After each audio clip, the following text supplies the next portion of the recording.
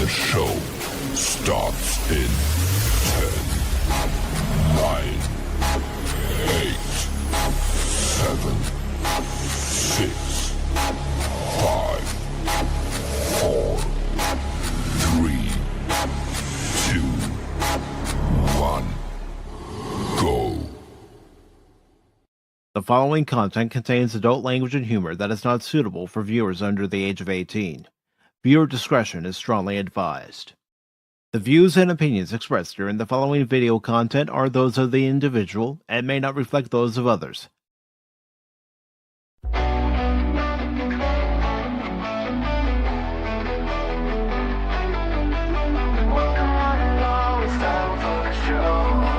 Pacific414 Pop Talk is here.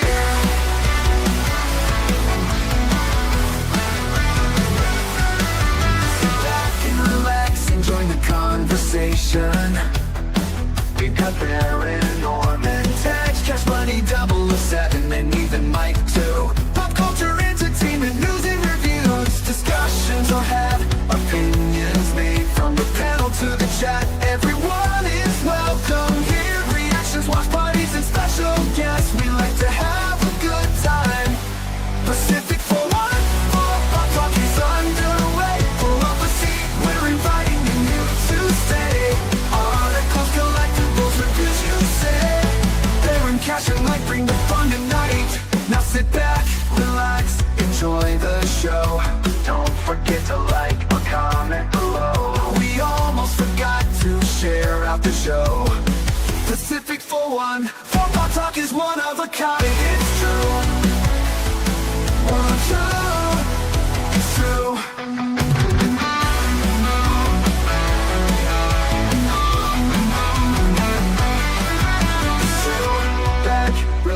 And enjoy the show.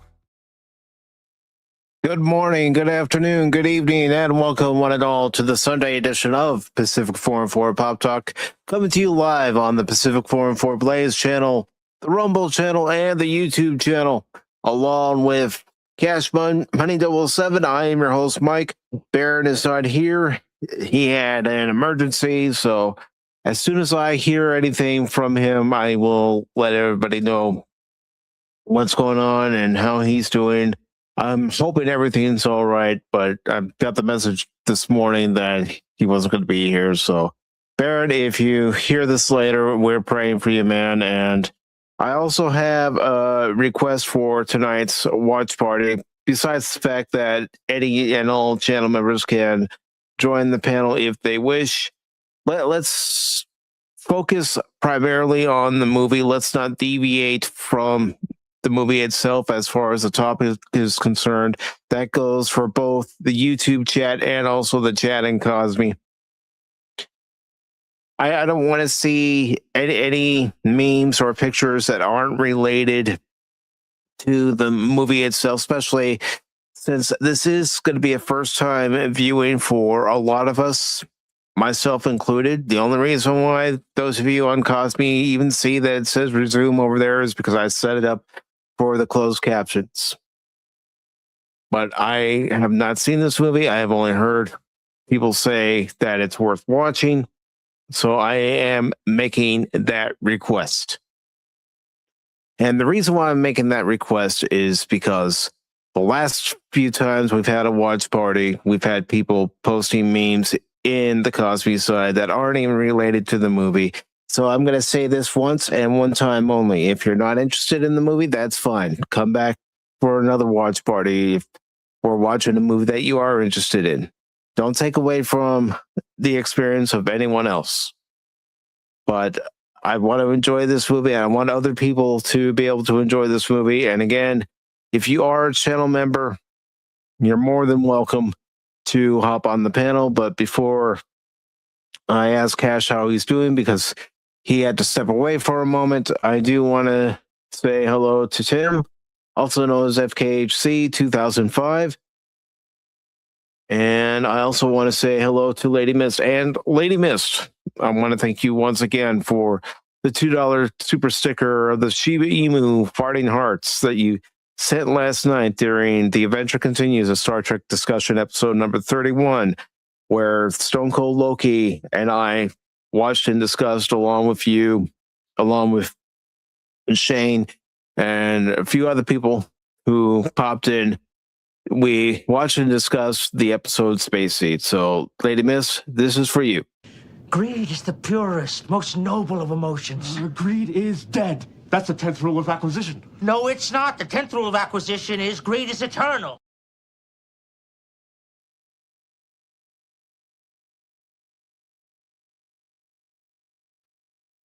All right. So, thank you again for that super sticker, Lady Miss. I really do appreciate it. You've been very generous, and I don't know how to thank you. Properly thank you for doing that. A lot of times I don't feel like I deserve it. And I also want to say hello to Jet Sparks. Is all I can say. There's a lot more realism when it comes to how the space travel works. Okay. Appreciate that. I know you did see it, Jet Sparks. And all right, I'm back. Welcome back, Cash. Thanks. And Tim says Andy Weir also did The Martian. Ah. And let me make sure I get this name right. Best way for me to get this name right is actually to go to the channel page.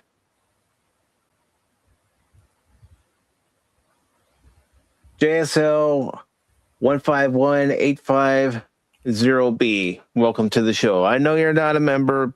It's only for channel members who can come onto the panel, but you are more than welcome to click on that Kosmi link and watch the movie along with us if you'd like. Mm-hmm. It's just the panel that is only for channel members at this time. But Cash, how are you doing today? I'm all right. Just been playing a lot of Power World today and whatever. You've been going anti-Pokemon. It's been pretty crazy. I bet it has. I bet it has. But are you getting your money's worth out of that game? I would say so. They've added some stuff in the 1.0, so I found some new places. Then I got killed by higher areas. Then I came back and got revenge. So yeah, it's been pretty nuts. Well, I mean, at least you're able to come back. At least you're able to farm your equipment and regain resources. I mean, what you showed me just last week, it looks pretty interesting. I don't know if I would necessarily play the game, but yeah, for anyone who's interested in the game and is getting enjoyment out of the game, especially since the demo was out for over a year or two, yeah, more power to you. Now, of course, for those of you who stopped by Friday night, you know that we actually had two streams. One was disconnected, but played a little bit of Marvel Rivals on Friday and experienced Season 9. And then when I reconnected for the second stream, played a little more Rivals. And then I decided, you know what? I want to finish Mouse PI for Hired. And I did. And those last few parts were a son of a bitch. But I got it done. That's what counts. So I'm looking forward to starting 2 new games this week, but I'll tell you all what those 2 games are later as, I look at Project Hail Mary here and Cash. What's one thing you're looking forward to seeing when it comes to this movie? Wow. Based on word of mouth. I guess I just heard it's just an interesting space movie. I don't. I want to see. It's been a while since I've seen a movie with Ryan Reynolds. Yeah, it has. It's been a while. So. It's Ryan Gosling. I mean, I'm sorry. What am I saying? Yes, Ryan Gosling. It's been a movie. It's been a while since I've seen a movie with Ryan Gosling, not Ryan Reynolds. Excuse me. 2 different people. 2 different people. Yeah. So. Good evening, Dork Girl. Hope you're doing well. Yeah, no, Ryan Gosling. I think the last thing I watched him in was La La Land, and that was like at least a number of years ago. So Yeah, what wasn't he in The Fall Guy? yeah, I think he was. Yeah, I didn't see. Not that talking movie. about the TV series, folks. I'm talking about the movie. Yeah, no, not. Yeah, and of course, the last thing I saw Ryan Reynolds in was Deadpool. I think. Yeah, it had to be Deadpool. So the last thing I saw Ryan Reynolds in was Deadpool and Wolverine. Mm-hmm. Yeah. But if you're ready, I'm ready. If everyone else is ready, I'm going to go ahead and hit play over on the video side. So here we go. Go for it. And as per usual, just let me know if there's any buffering or any kind of issues with the video. And I will do what I can to fix it.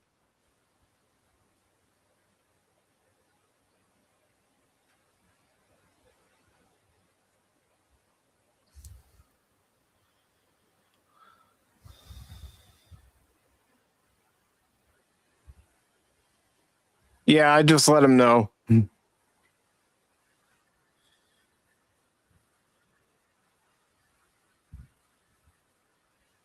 Yeah.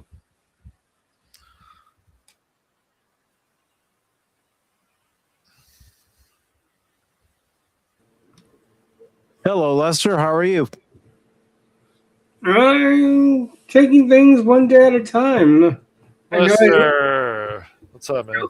I don't think I've updated you guys, but 4 weeks in on dialysis, and you know, it takes its toll, and I gotta work with that, and at the same time, take the small wins when I see them. You know, that's the toughest thing of it all, is being able to see the small victories. Realize, yeah, go ahead. We need bones, man. Bones will fix you right up. Yep. And thanks for putting this together. I've been meaning to watch Project Hail Mary, but a lot's gone on in the last few months. You know, it's not fun being hospitalized 4 times in 2 years, with 3 of them in the last few months. Getting hospitalized on my birthday of all days. Talk about a roller coaster. But you've had it rough, brother. Yeah, man.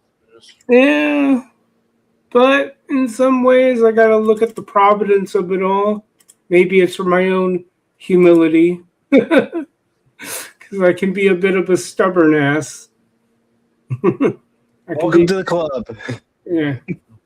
Anyway, no, this is cool. I don't know, like, certain books get me hooked, but lately it's just I was gifted. Not that I don't know if I'm going to own it, or my friend said, "Hey, you can have it," but it was just I was given Project Hail Mary as an attempt to read during my hospitalization, but I read the first few pages and I put it down. So it's like one of those things where I still don't know how I feel about audiobooks. I don't know if because the thing with me in audio is I might fall asleep. Yeah, so it's like I can't win one way or the other. Well, that's true. I mean, you can fall asleep listening to an audiobook, because how many of us listen to audio of the ocean or soothing sounds to lull us to sleep? And then as you're reading a book, depending on how late it gets, you start falling asleep reading your book. I've done that. And just sometimes it's just, I don't know. I suppose if we know ahead of time the genre, or we get an expectation, depending on whatever we've been teased with about a book. Like, I can get down with like military fiction, a lot of these certain self-help books. Like a book I was reading during my hospitalizations was Refuse. It's called Refuse to Die. and I can pick that up and I can keep going through pages after pages. And at least the silver lining of it all, when I got back home, I was more eager to test out my ice maker I got for like $70 off Amazon, and it's a dream.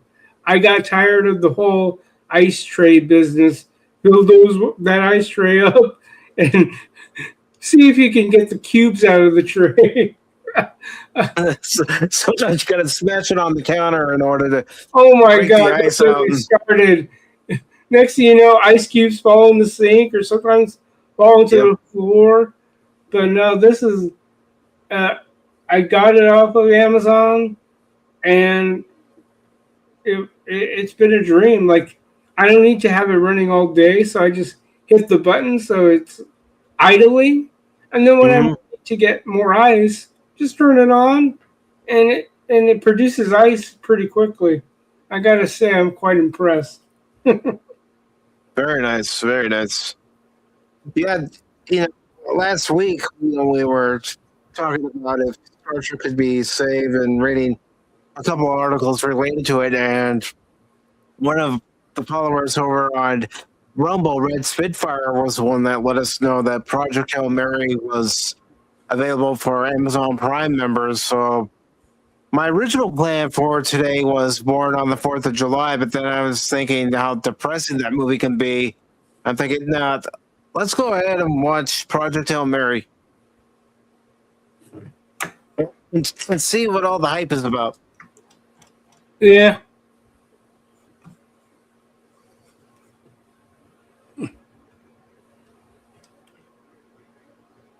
Oh, where? All right, bear with me, guys. Because I know the Cosmi link was pinned. Is it pinned? I think it's pinned. Yeah, it's pinned at the bottom now on YouTube. Used to be pinned on the top, now it's to the bottom. Yep.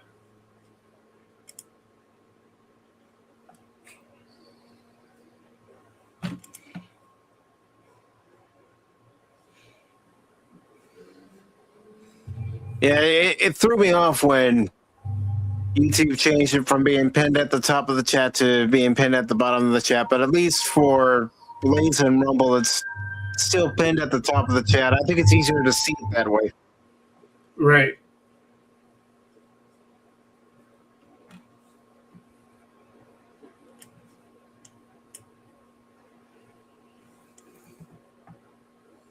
I don't know, Dork Girl. Yeah.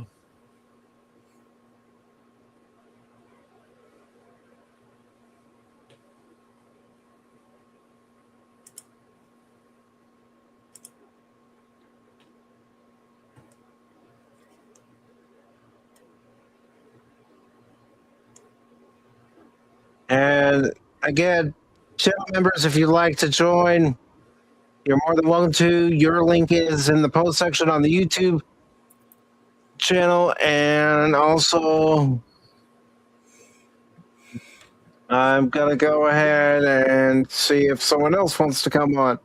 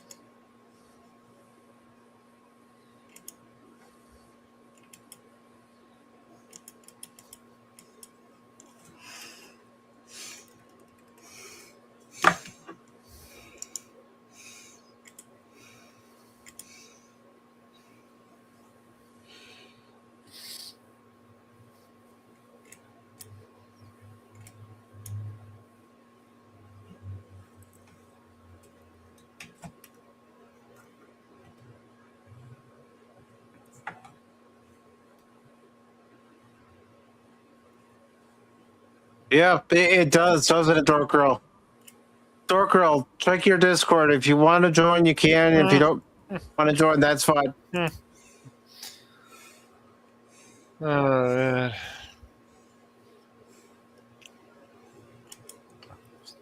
Oh yeah, that would be better, but you know that 15 degrees would gradually become more. And who's to say what an accelerate as far as this movie's plotline is concerned?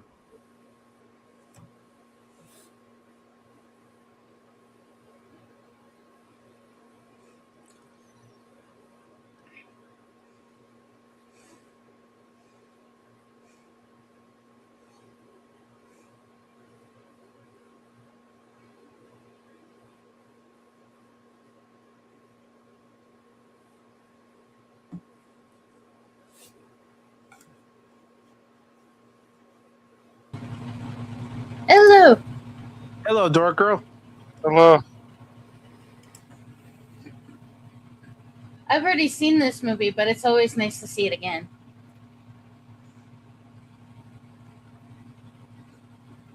But yeah, if the sun is going to be dimming and lowering the temperature of the Earth, isn't that what the climate activists want?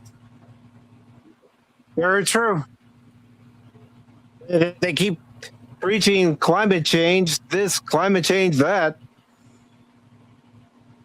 Yet, you know, the Earth's been experiencing climate change ever since it began. Yeah, it's normal for the Earth to go through cycles as well as the sun. Mm-hmm.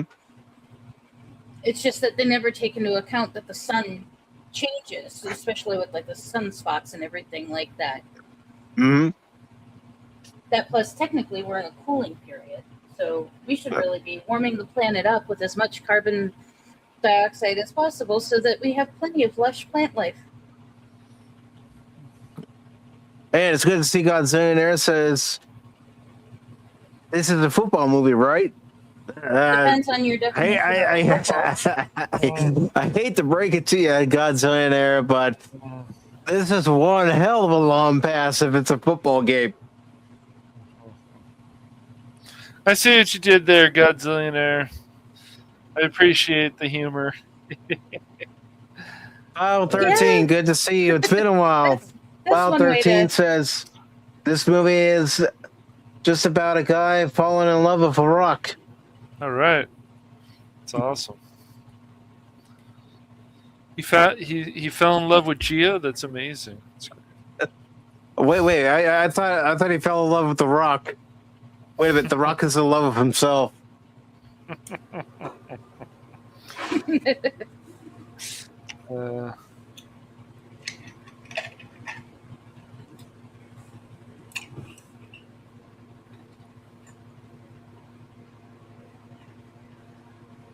Jeff Sparks says, as of last year, we just passed solar max. That's why we have a lot of solar storms and auroras last year and the year before that. Well, and it's still going on. This, as long as the sun keeps having massive sunspots and stuff like that, or just multiple sunspots, we're going to constantly be bombarded with solar wind and stuff like that, and the radiation for when it releases like the filaments or the CMEs and stuff. And that's what's causing this heat wave right now, because of the simple fact that we just got hit with another solar flare last week. And File 13, if you want to watch the movie with us, you're more than welcome to click on that Kosmi link pinned in the chat. It's pinned at the bottom because YouTube's being weird. YouTube is YouTube.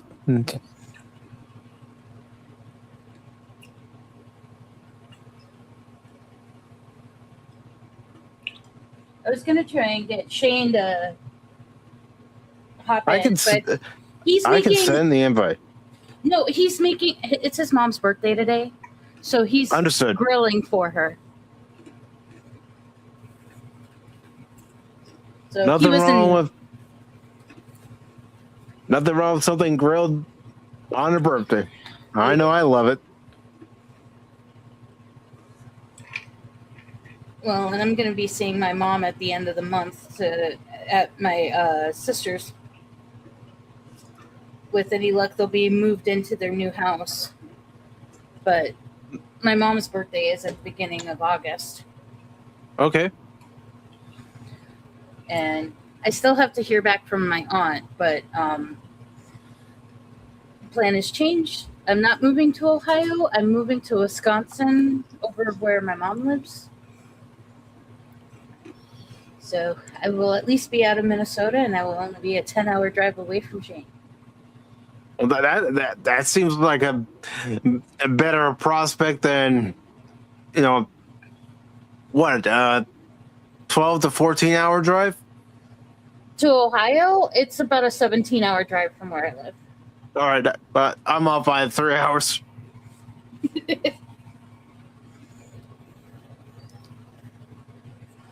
Or if you want to go by the 12, I'm off by 5.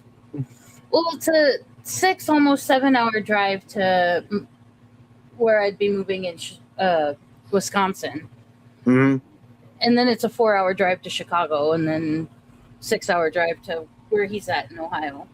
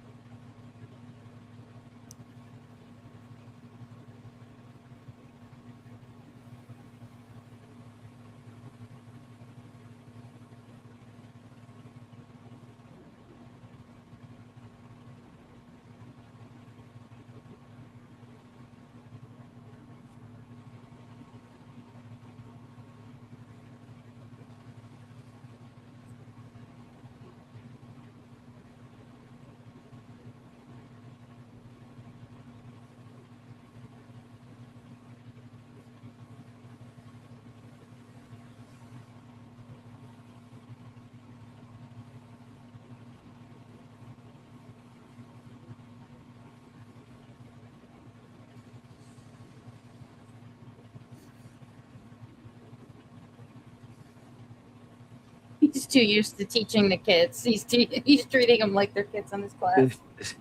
Oh, you can't blame him. It's what he knows.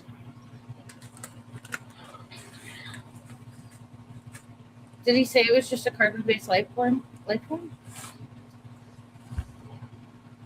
He said it was a life form, first contact, and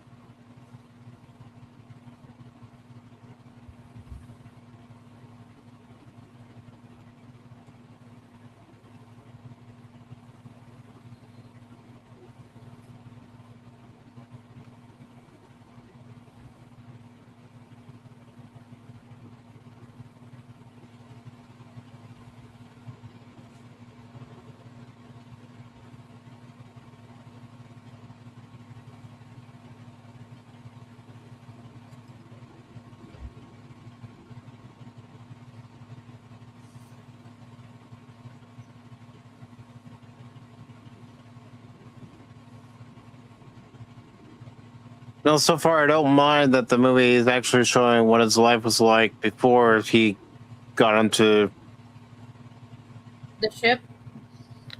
his ship and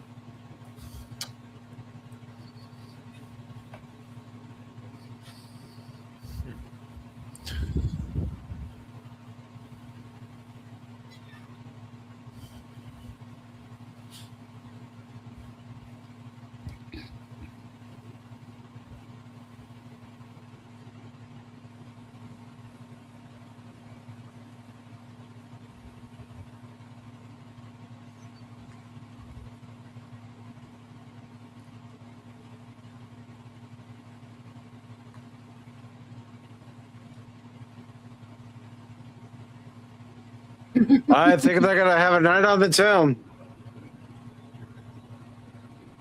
But not in the way you think.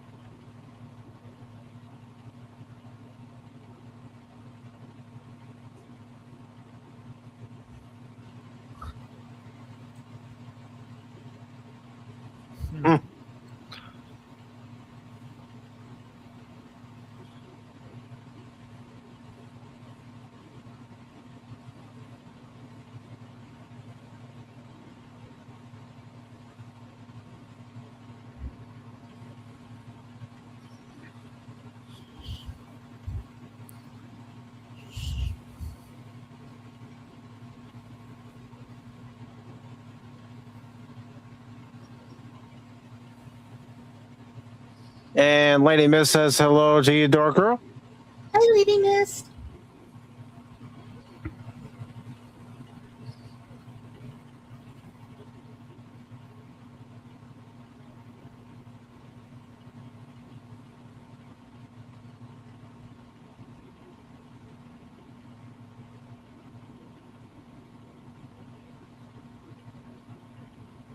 And Lester, Lady Miss says hello to you.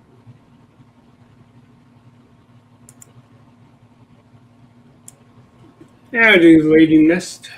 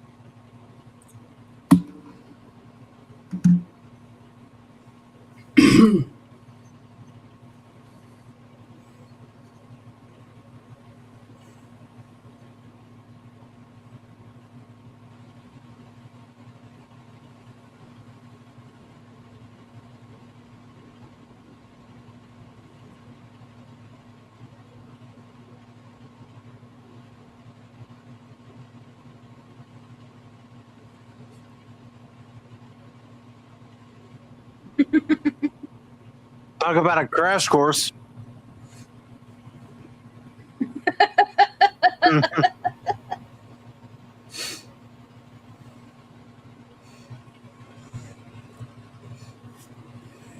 What? No flyby? I guess the pattern was full.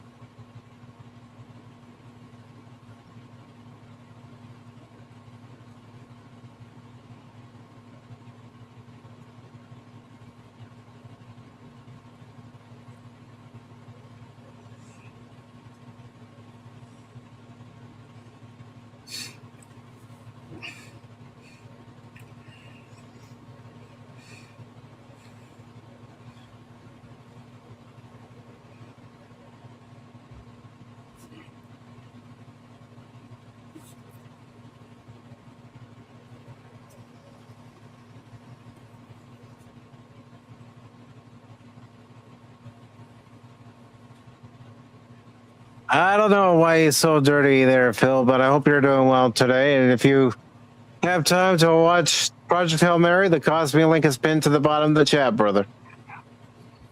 Since you're on YouTube. For those of you not on YouTube, it's pinned to the top.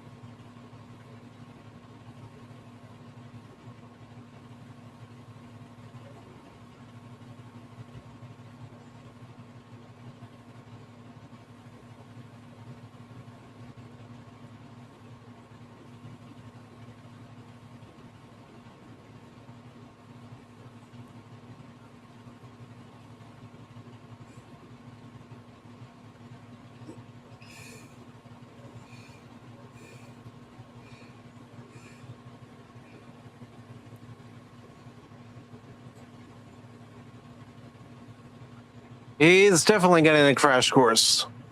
Well, if they already knew how to do this, why didn't they tell him? Yeah, but at the same time, why would they jerk him around?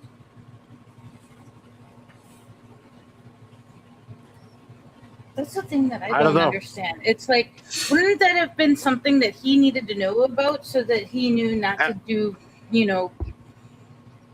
Not to waste time doing the experiment? Yeah. You should have been privy to that information.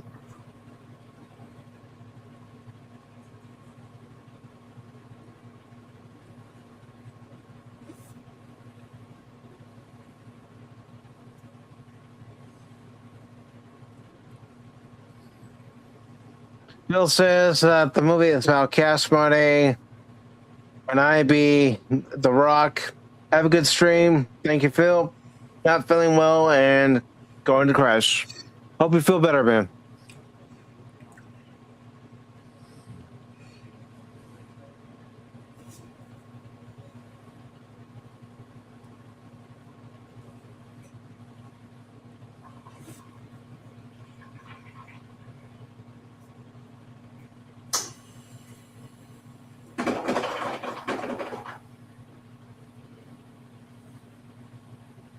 Why does it sound like somebody just knocked over a bunch of stuff? Mm-hmm.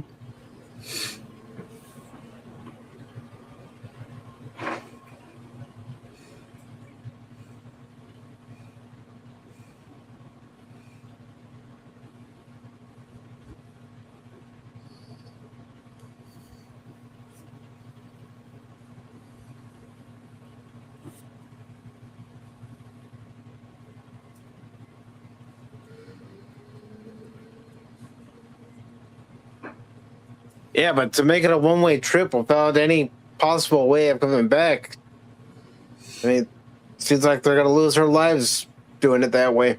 Well, it's either you sacrifice the people going on the ship or you sacrifice a whole planet full of people. I mean... Well, it relates to the needs of the many outweigh the needs of the few. And the best part is they at least got volunteers. Mm-hmm.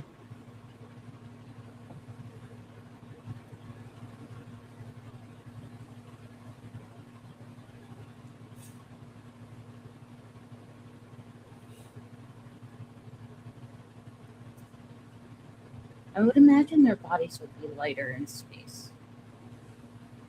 Yeah, he may be experiencing artificial gravity, but still, that artificial gravity wouldn't affect the way he's carrying them. But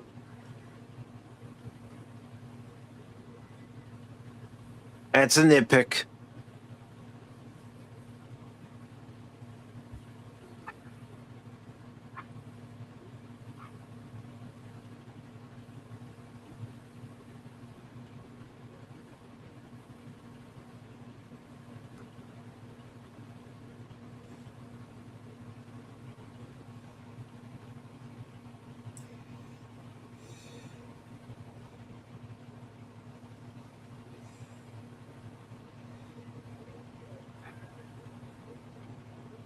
This makes me wonder how long they were dead for, because the other one was practically a skeleton. Mm-hmm.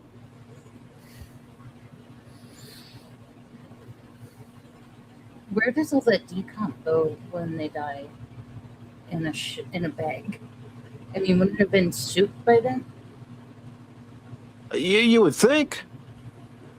With the body decomposing and...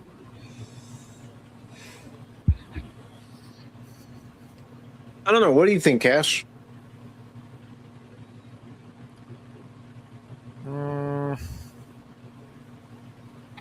That's a that's a tough one. Really, I don't know. Body, if obviously when he woke up, they were already dead. So does that mean? I guess one of them had been dead longer than the other two. And I'm not really exactly sure how this would all work. So I haven't.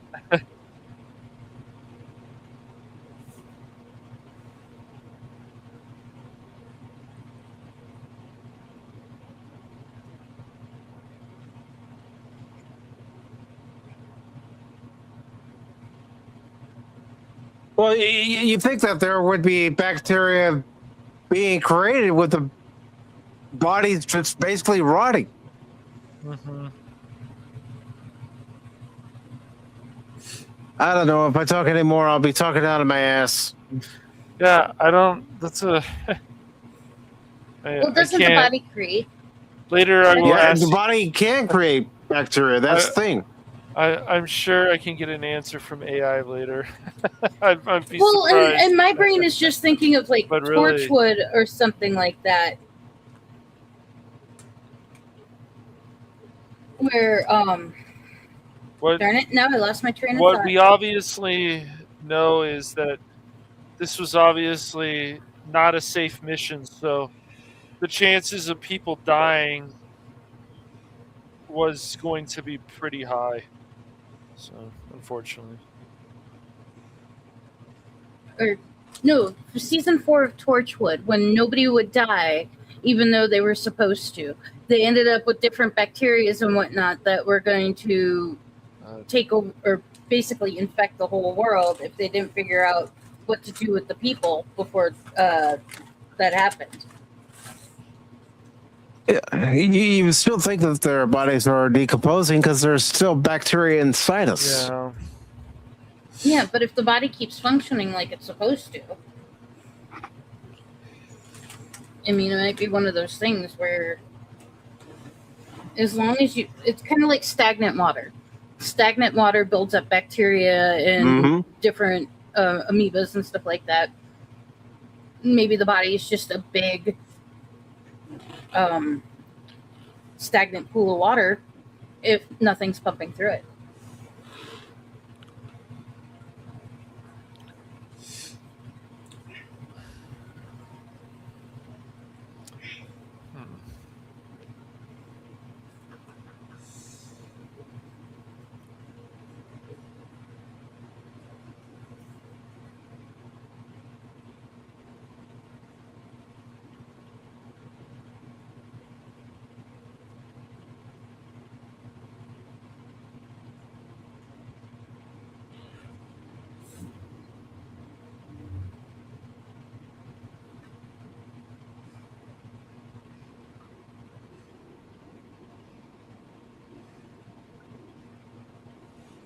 Maybe a blip A, it's an object passing by.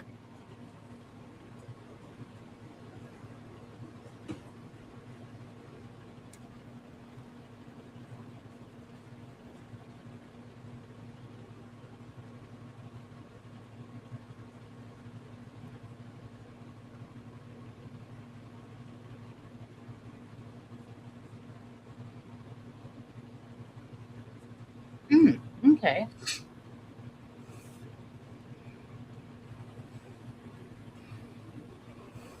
Jet says you gotta understand, Tau City, it's an orange dwarf, and it's technically the most stable and long-lived stars in the main sequence.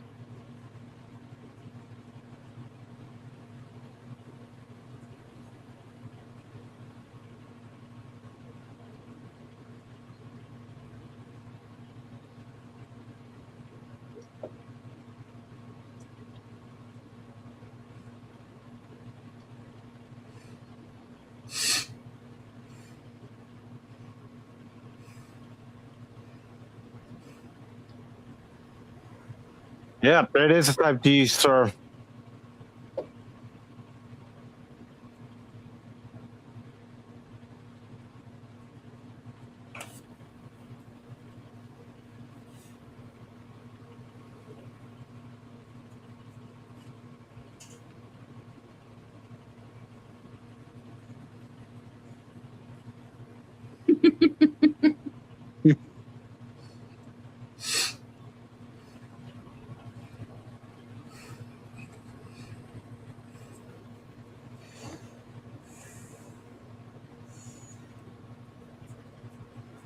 He's trying to juke it.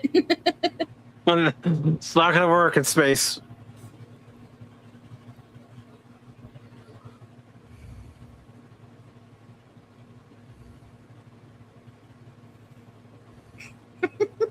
Yeah, they'd be saying what too.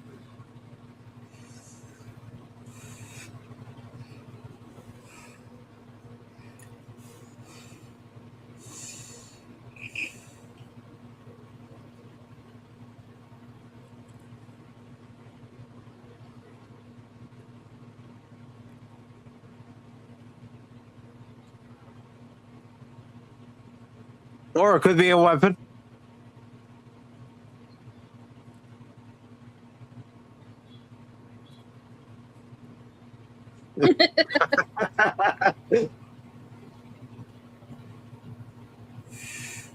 Ping.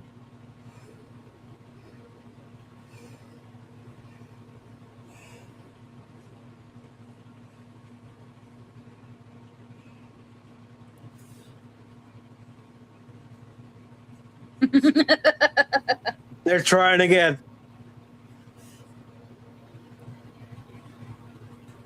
Because you didn't catch it, that's why. You are dumb. Well, I was just going to say that.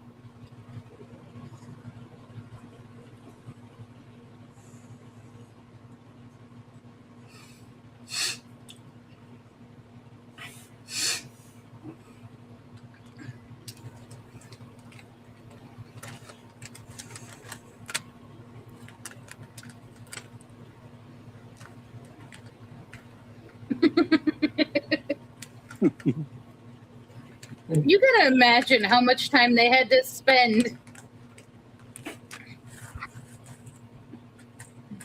filming just the scenes where he's like floating around. Yeah, especially having him hanging on wires. And Well, they probably did the plane thing. Where, you know how there's certain flights where you go way high up, and then as you dip yeah, down, how the astronauts change, where they go up to the high part of the atmosphere. stratosphere, in the atmosphere, and they experience 0 G's.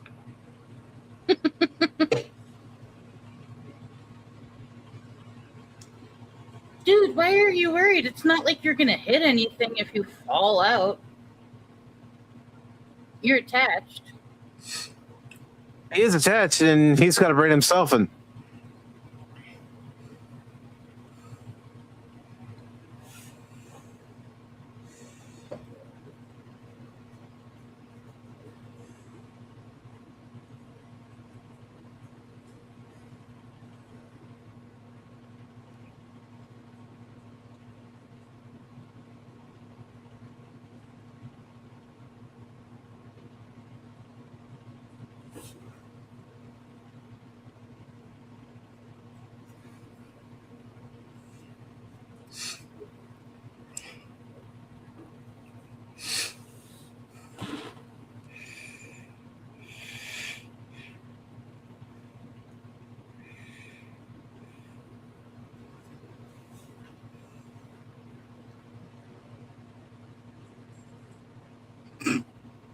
Oh, God.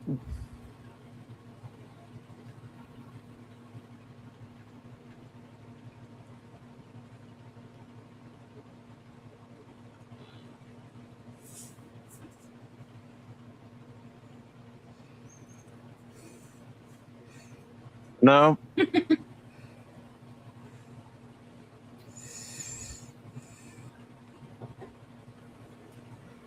Well, it is now.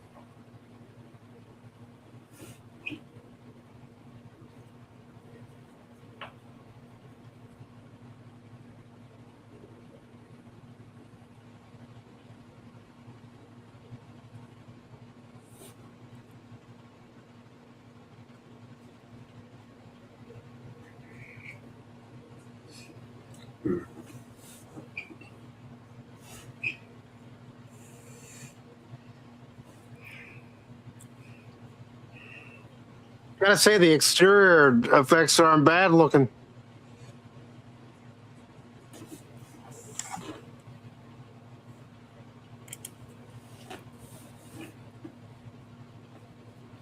The music is well selected and well timed.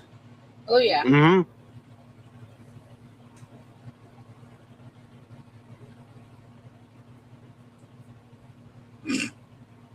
But I keep expecting the xenomorph to show up.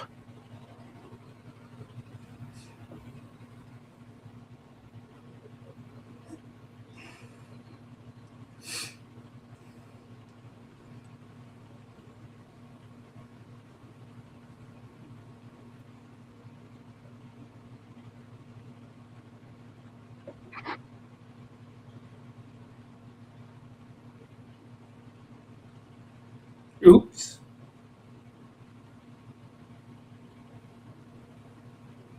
Yeah, you probably should have done that first, dude.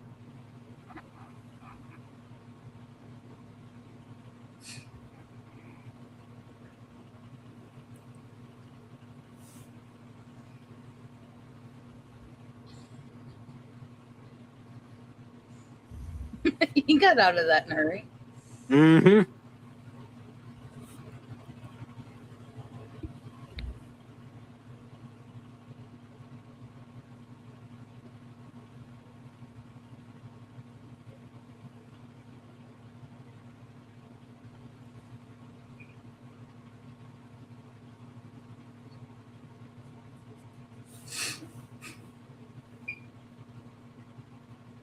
So I'm guessing that's a star chart. He's showing him where his home is at.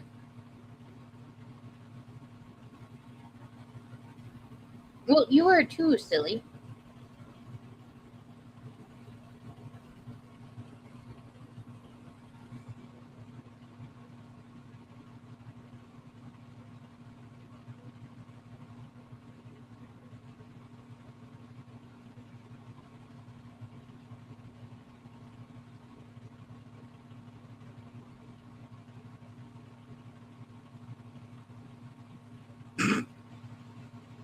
Mm-hmm. This honestly makes you wonder.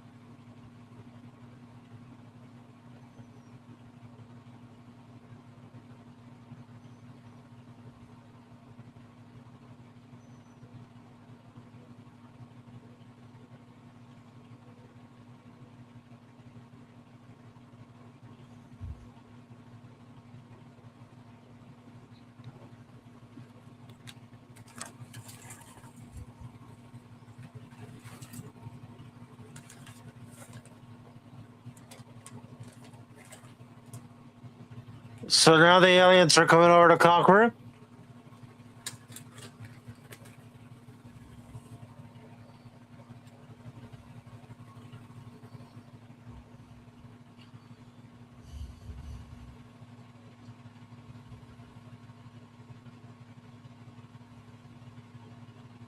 This movie seems to go a lot faster when you've seen it before.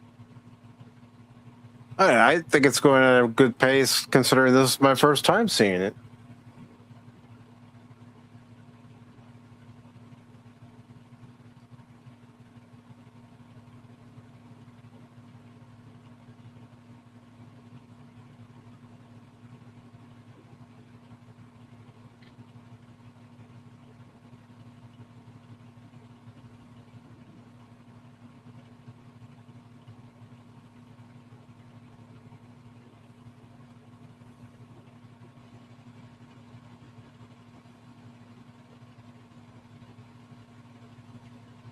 And Tim's back. Just had dinner, ham omelet, and biscuits and gravy with breakfast potatoes. Nothing wrong with that, man. That sounds good. I haven't had dinner yet. I might have to warm something up. But an omelet does sound good. Yeah, I just ate some crackers before the stream, and I might eat something after the stream's over.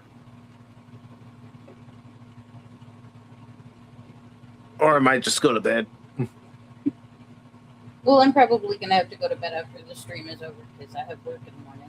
And I have a 50-hour work week this week and next week. Yeah, I remember when you stopped by Stevens not that long ago, you told him what your boss did, and I think that really sucks.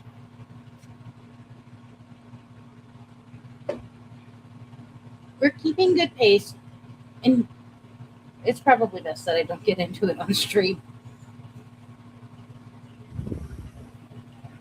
Let's just put it this way. My production manager, aka my boss, is an idiot. He doesn't know what he's doing. He doesn't know how to manage time effectively, and he doesn't know how to help out. First contact, and it's not a xenomorph.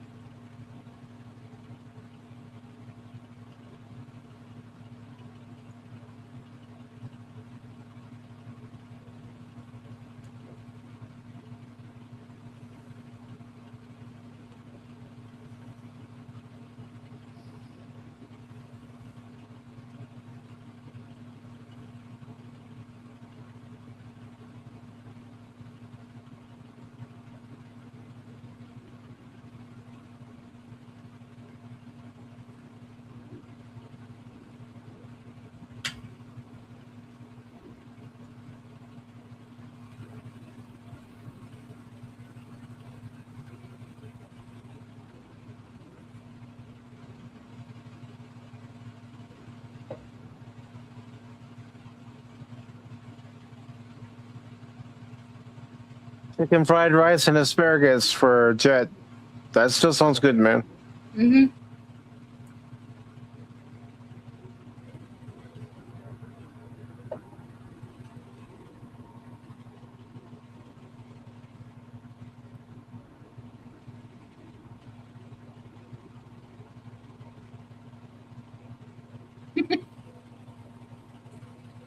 That's from Spaceballs, Dan.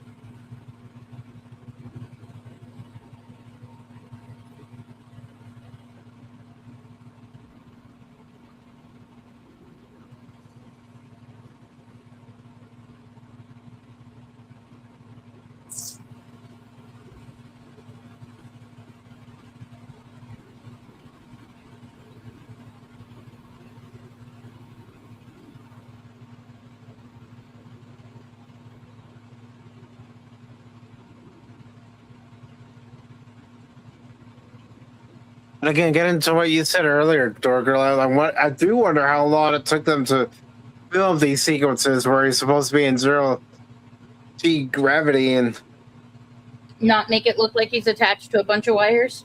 yeah. I mean, granted, you know, even being strapped to wires, they can remove them in post production, but just curious to know.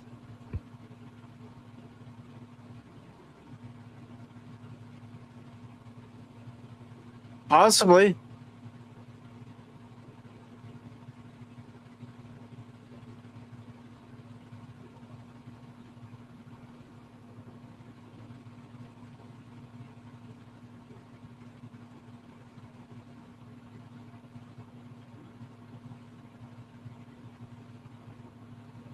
You sure you're not going to need that, dude?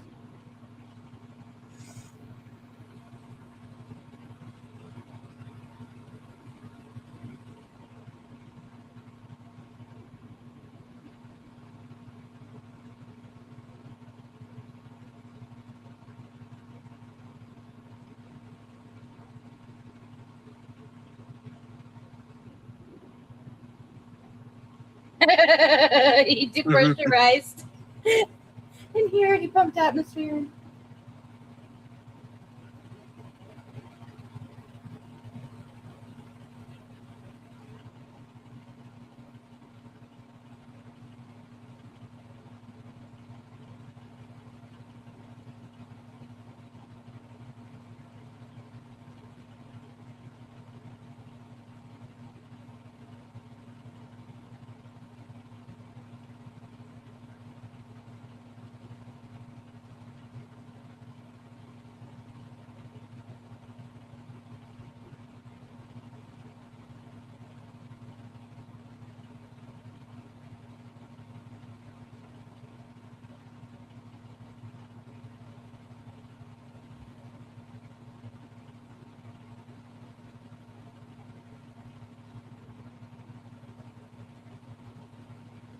Out of ramen.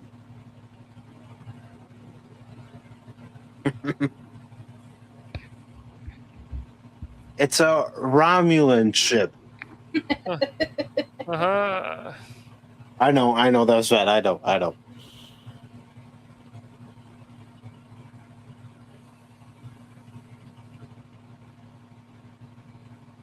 I never promised to tell good jokes here.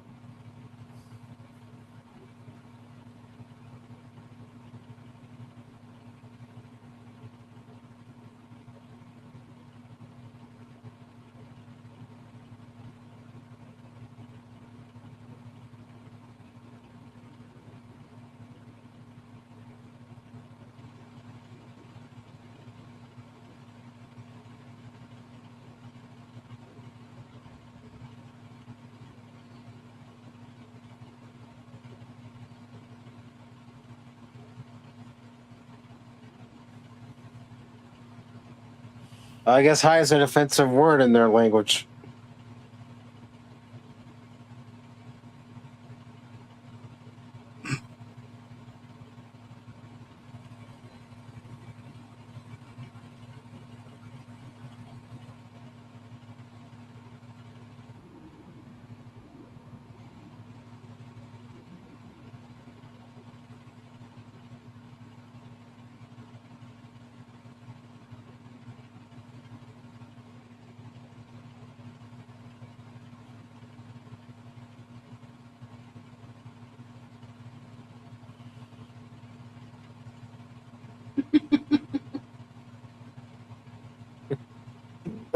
I would be running back to my ship. Going, nope.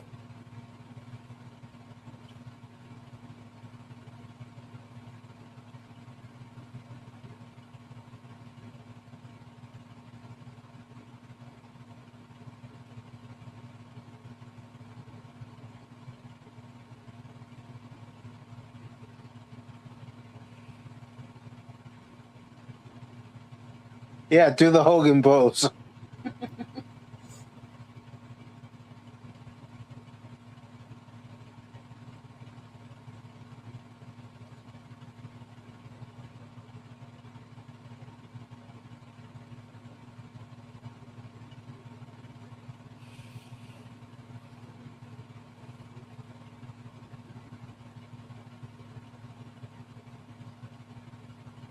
Yep. Truly like nothing we've seen on screen before.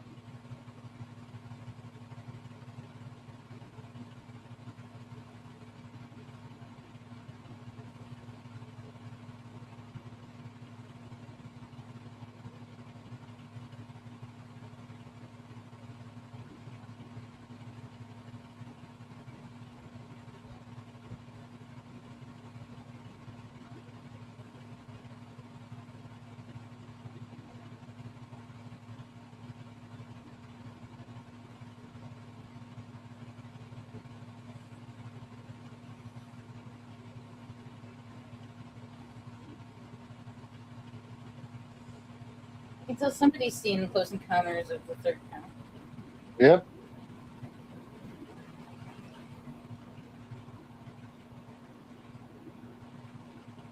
But what if he plays the wrong note that starts a intergalactic war?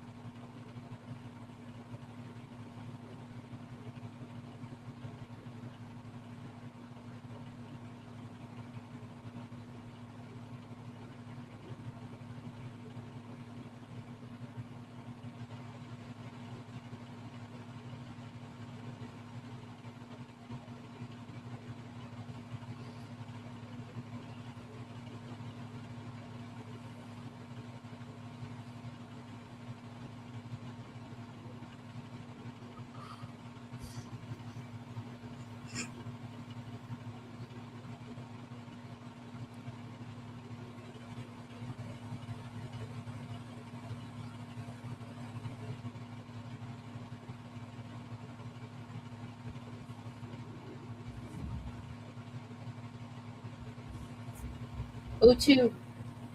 Yep.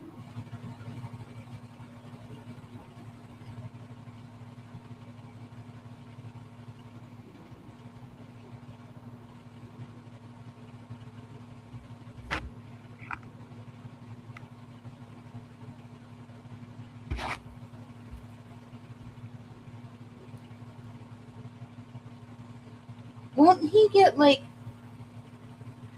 Don't people get lightheaded still, even if you have nothing but O2, because you need the nitrogen and the other stuff that's in the air as well?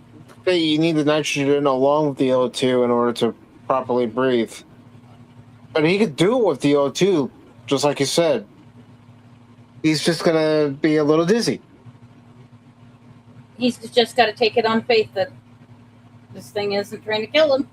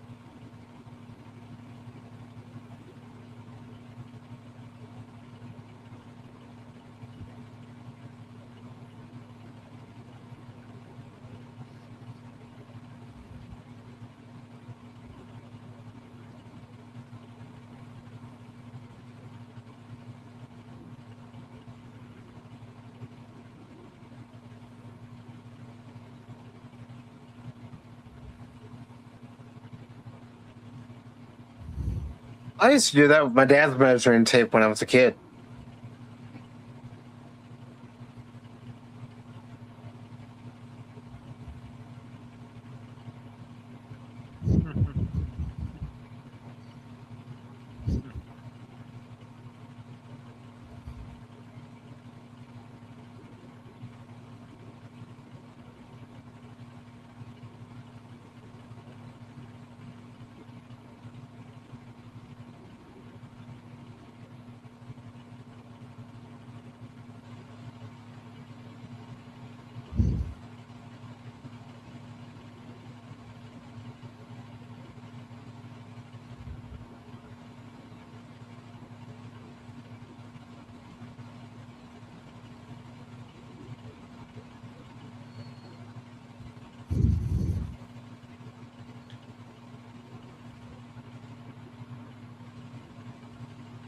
You know, it was nice to finally see a shot from the aliens' perspective. Right. Better than Geode, for sure. Better than Geode.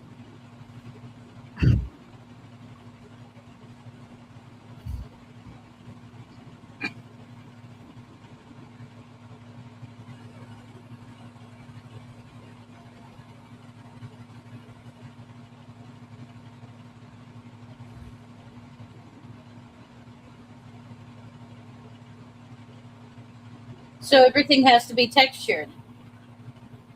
Mm-hmm.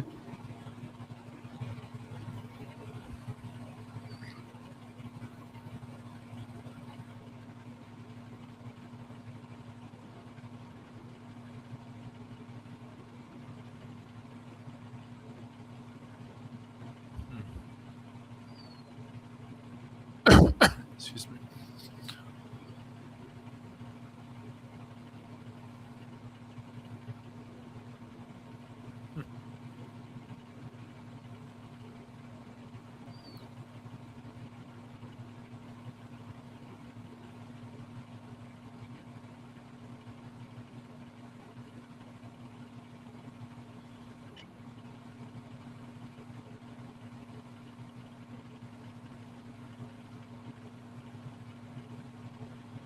Take it that I was just gonna say that. I was gonna say, take it that's a timer.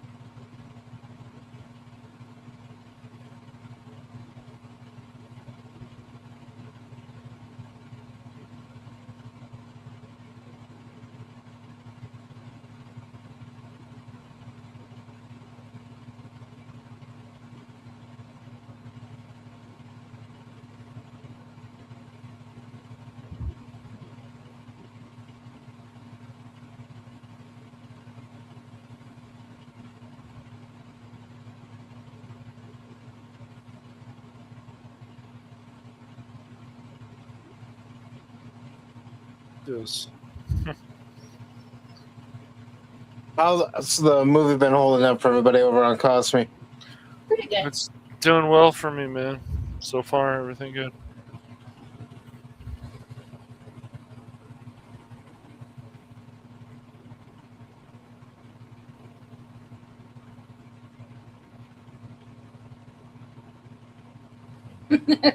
There's an alien reference right there. Mm-hmm.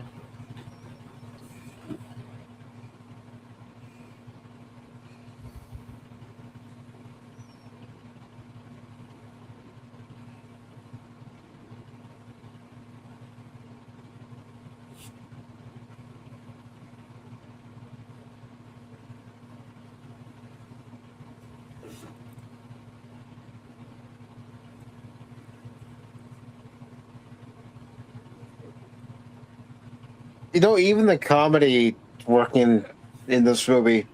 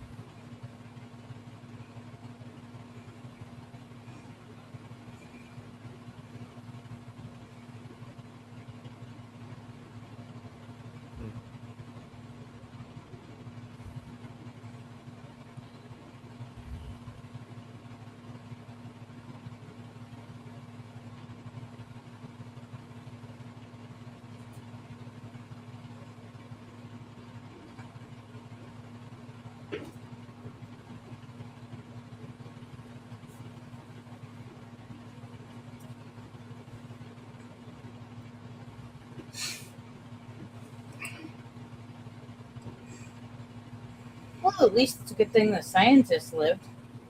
Mm-hmm.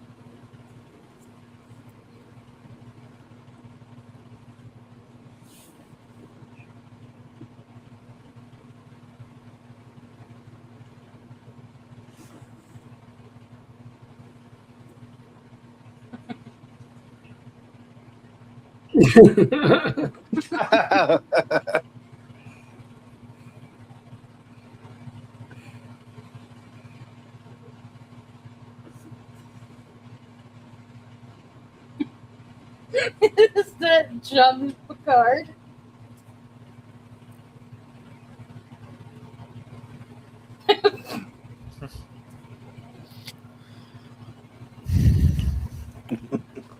Even Rocky doesn't like the French.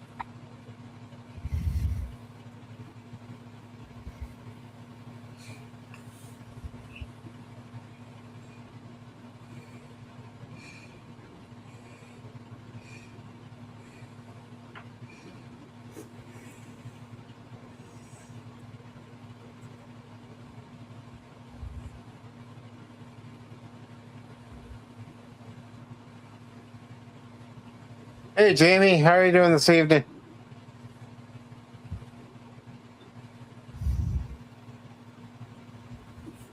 For a lot of this movie is interesting. It's my first time watching it. Cash's first time watching it.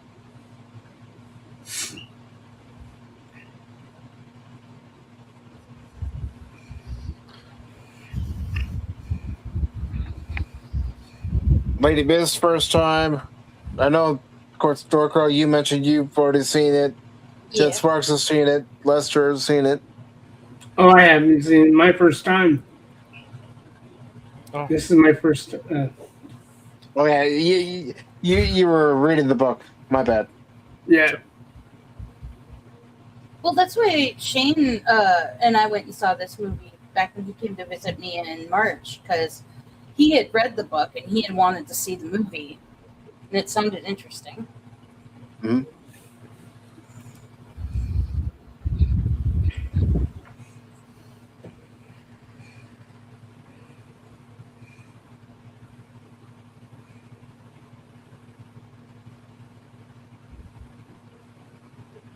Jamie, if you could keep it appropriate to the movie.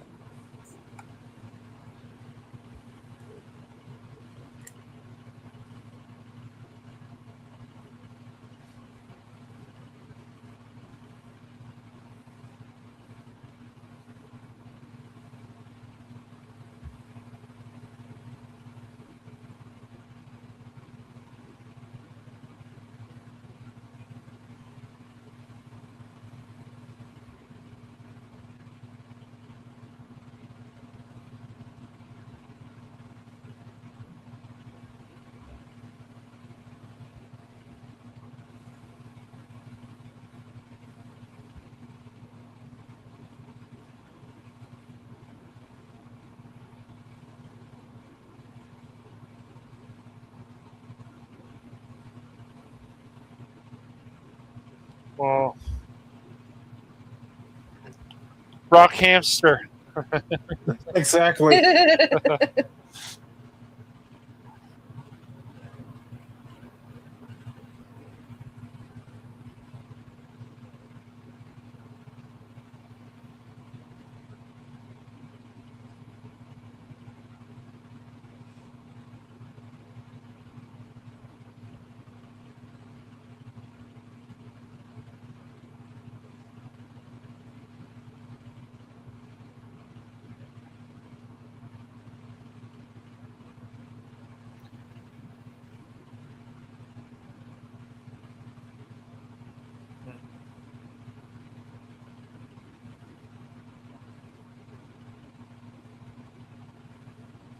Again, Jamie, keep it appropriate to the movie.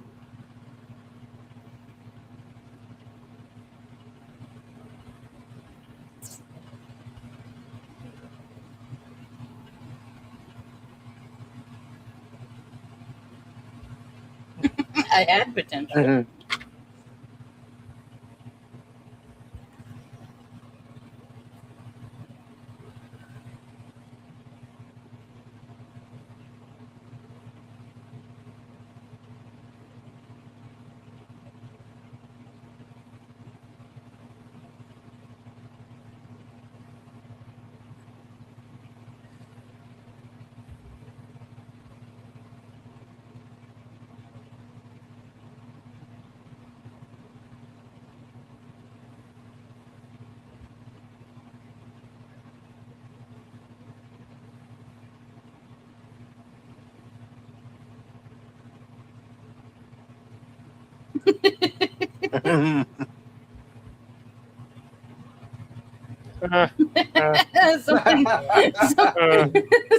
something that the alien has Kneel before concept of. Zod.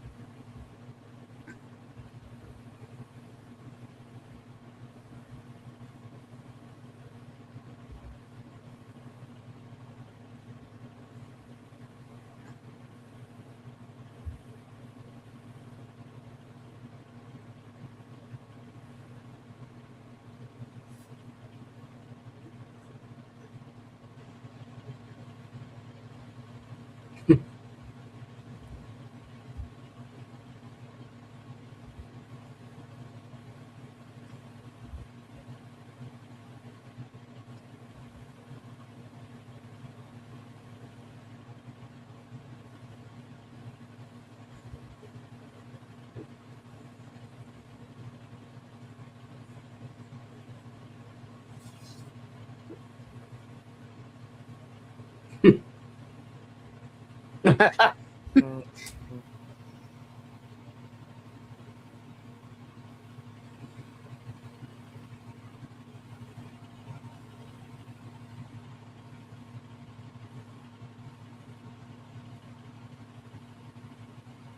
Good evening, DJ. How are you doing, brother? Hey, DJ. If you'd like to watch the movie, the Kosmi link is pinned to the bottom of the chat.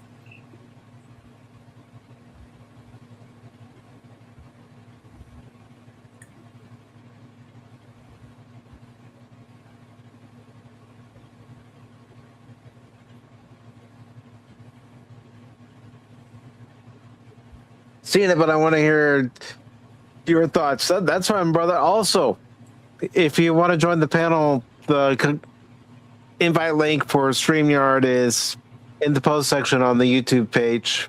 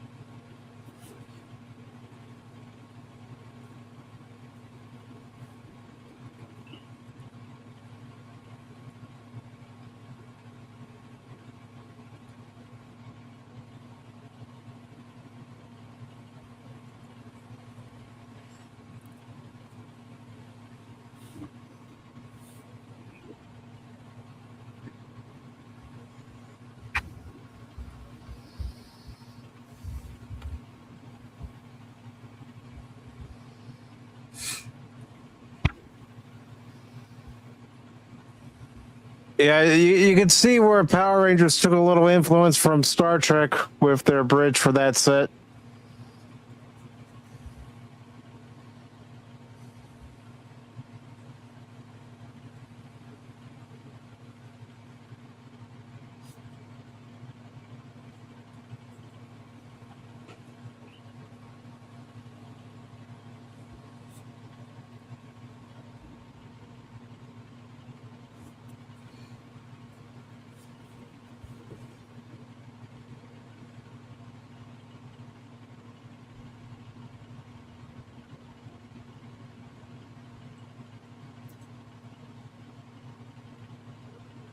Now, do any of you think this cast is considered star-studded, or is Ryan Gosling the one trying to be the star stud in this movie?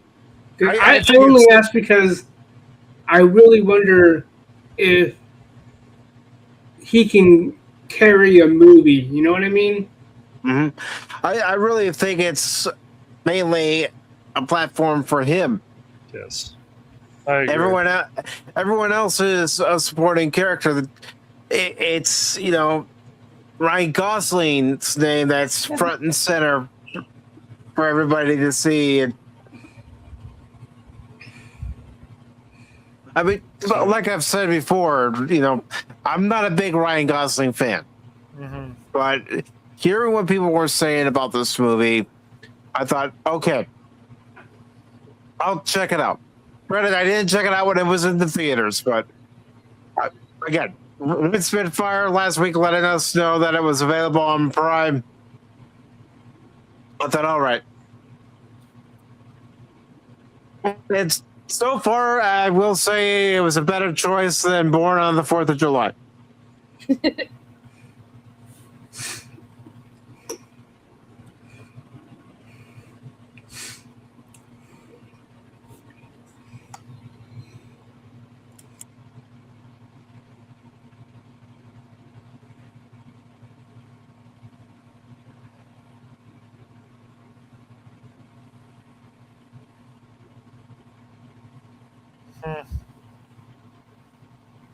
Yeah, anytime you go to karaoke, there's bound to be somebody saying Freebird, or even if you go into a restaurant and somebody's playing live music, you do hear somebody say Freebird. I have some staples that I go to when I sing karaoke.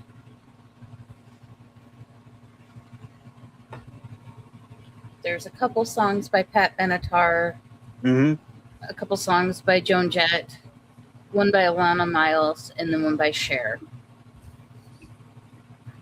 Reminds me of a girlfriend a friend of mine had, because she had a beautiful singing voice. So when she would, go to karaoke, she would select Pat Benatar mostly, but she could carry a note.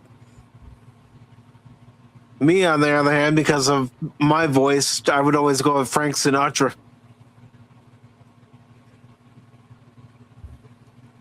Because I consider my voice a little boring, a little annoying. Okay, a lot Maybe annoying. Johnny Clash or Johnny Cash. Cash. Yeah, I did. I fell into a burning ring of fire. I went down, down, down. The flames went higher. Oh, geez. I just realized I'm old, considering when I saw that movie first. Jet Sparks is talking about Independence Day.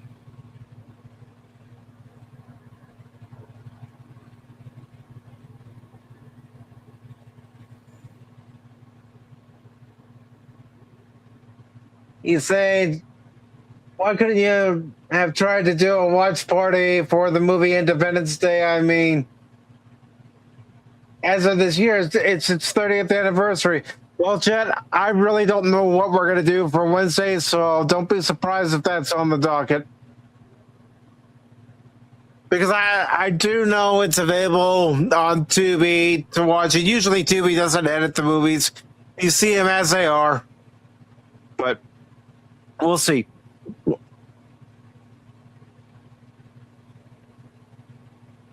Oh, we can all sing good off key.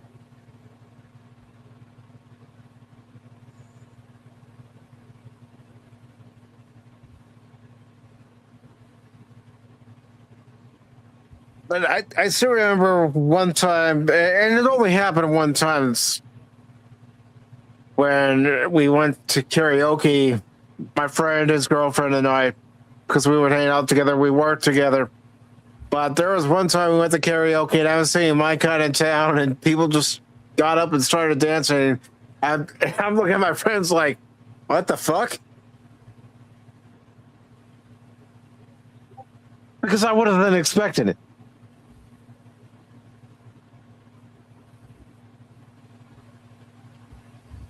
I mean, hey, I don't think anybody really needs to have a good singing voice for karaoke. You're going up there on stage, you're having fun. That's what counts.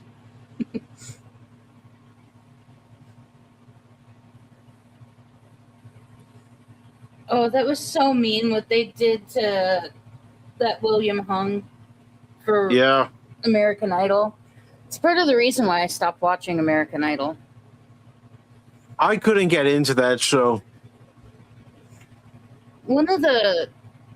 This last season of American Idol, there's a guy from my town that made it to the top 5, or I think it was the top 5, but not the top 3. But I've seen some of his performances, and I'm sorry, but American Idol is a lot different than karaoke at the local bar.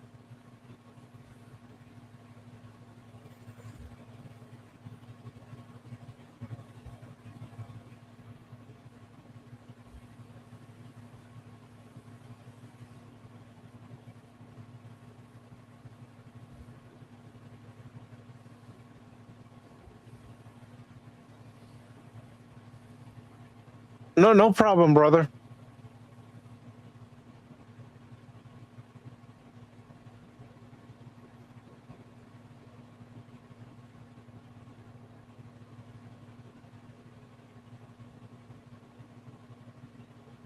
And a few drinks is mandatory when doing karaoke. Yep. That's what we would do. Oh yeah. Have a few drinks and get on stage and sing. I have to have at least 2 Jack Cokes before I can get on stage. Otherwise, the stage fright takes hold. Mm-hmm.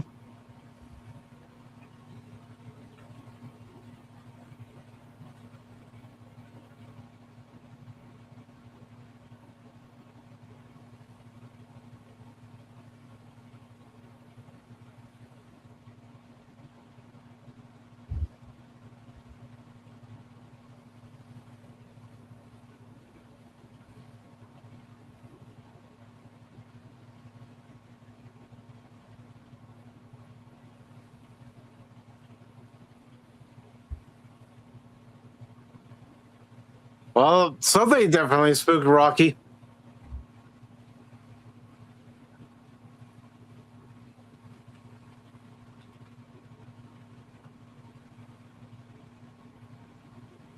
Tim loves Jack and Coke. You know, I like a Coke and rum. And I also like a White Russian.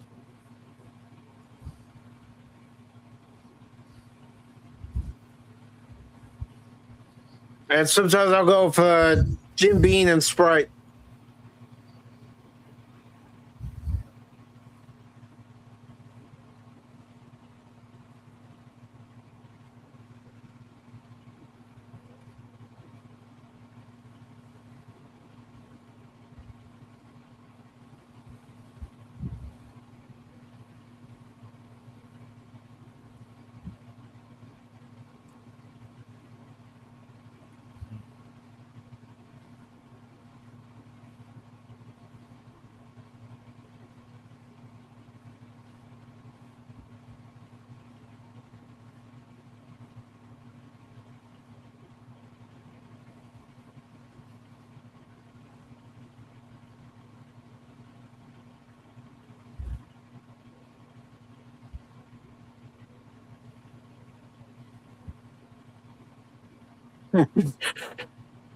That would be any of us trying to pilot a ship.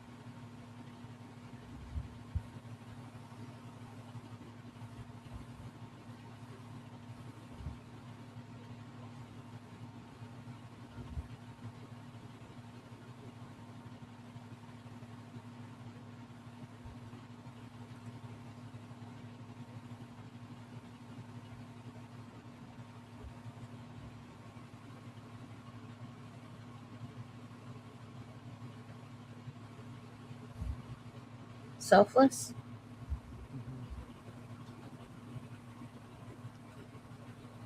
I don't know. I think it's noble to be willing to sacrifice oneself to save another. Yeah, selfless is the correct word, but it's also noble. At least in my opinion.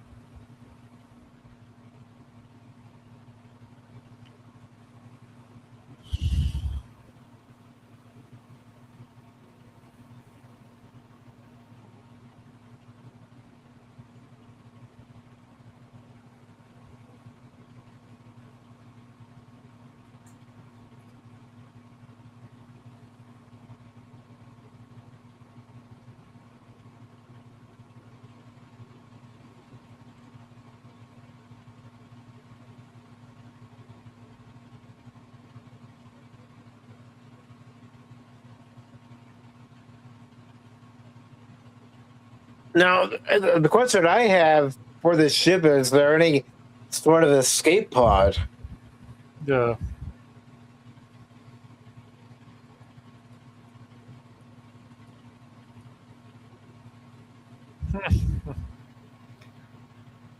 Yeah.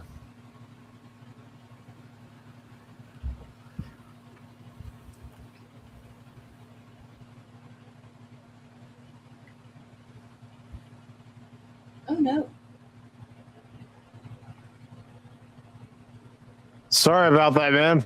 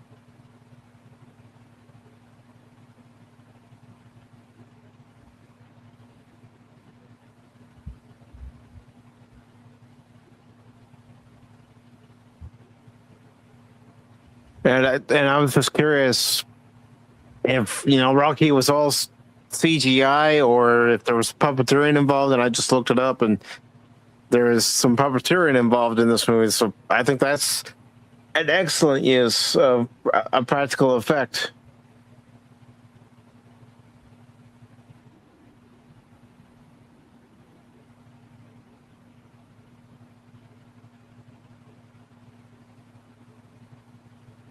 That'll happen, man.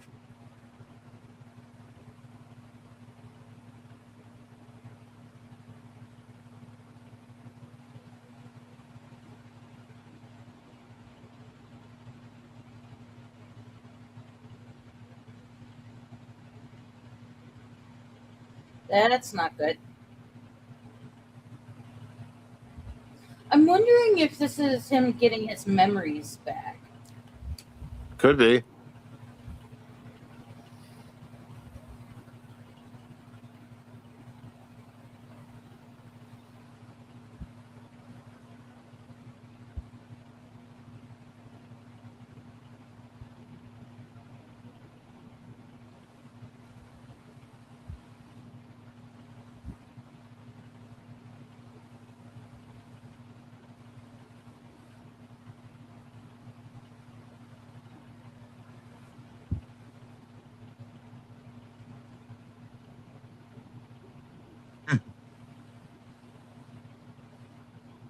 Yeah, everybody wants those ultraviolet rays. I'm kidding. It was a bad joke.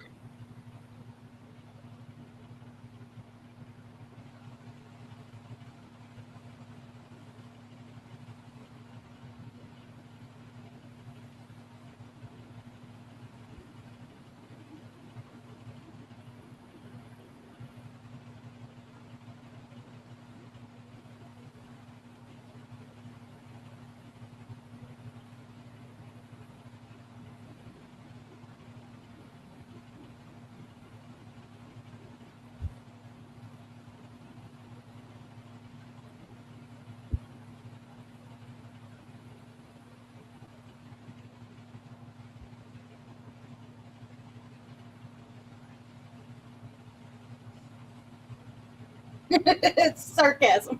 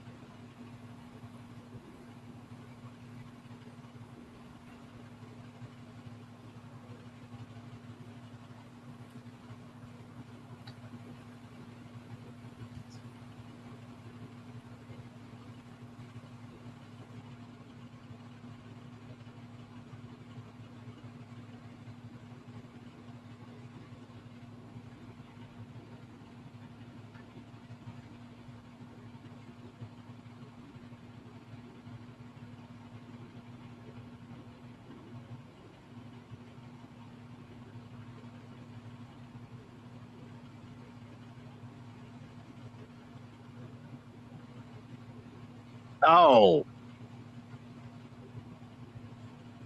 He should have attached it to himself.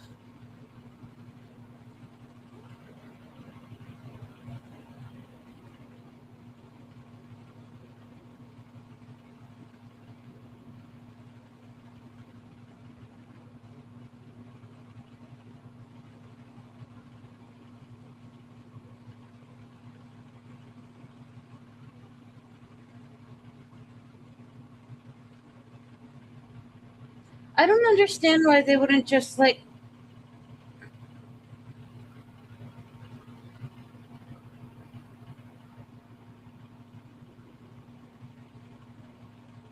Oh, jeez.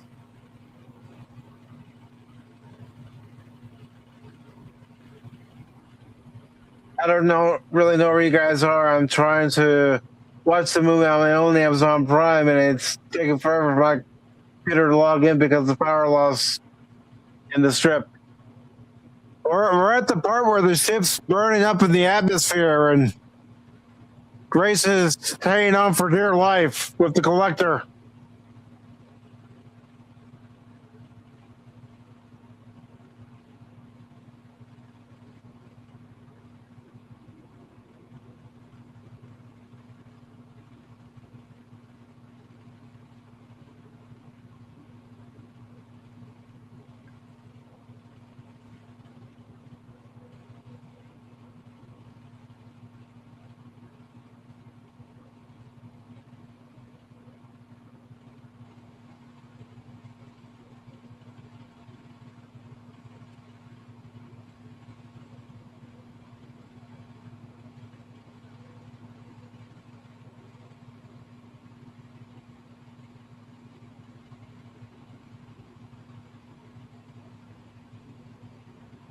Kibo, the Japanese experiment module from the ISS, is part of the central portion of Hail Mary.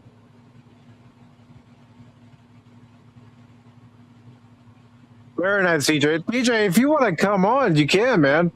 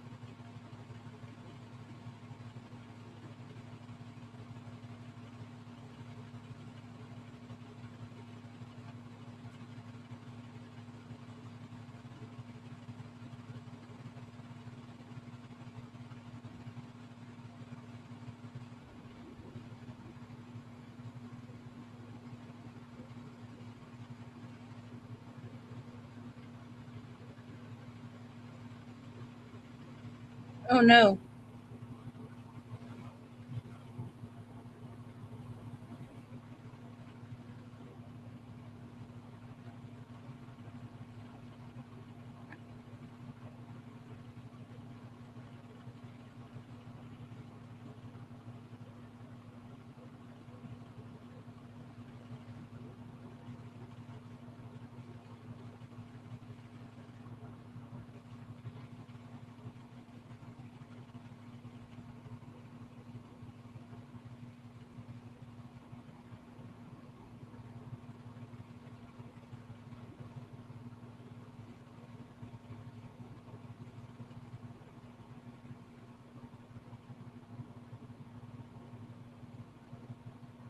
I saw the movie the other day.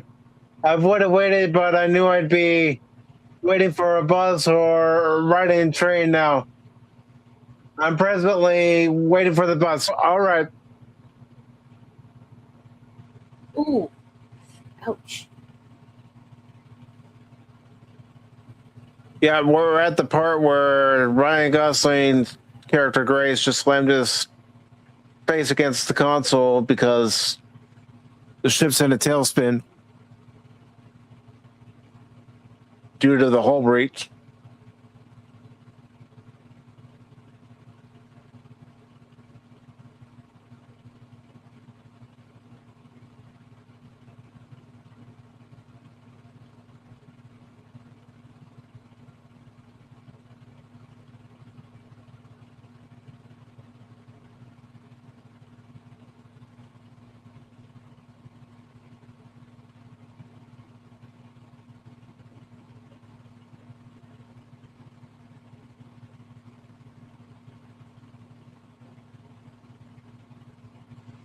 Anytime, brother.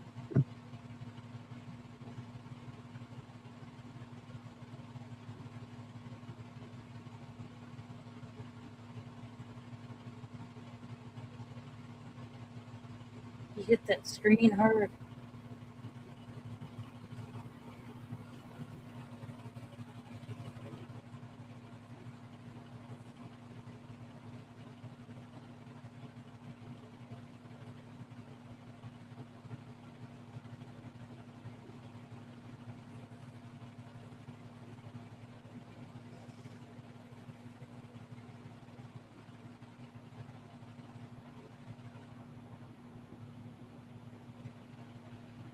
Oh, damn.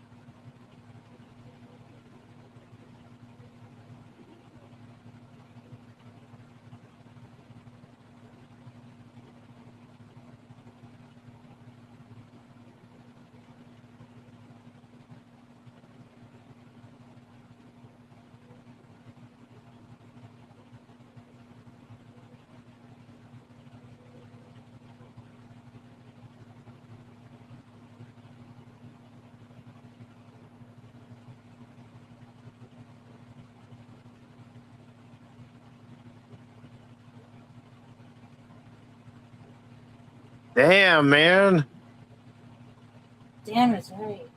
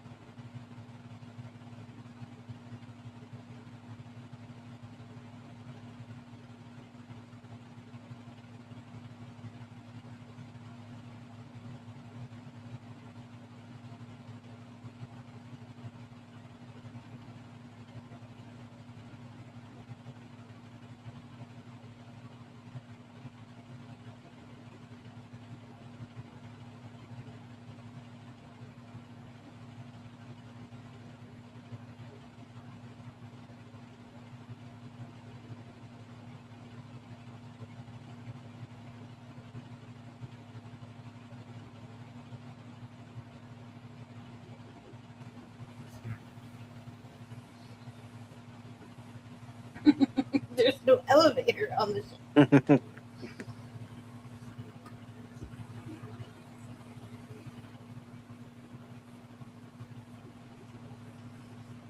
But what they needed to be is ready to take over in case something happens, like we've already seen. Yes.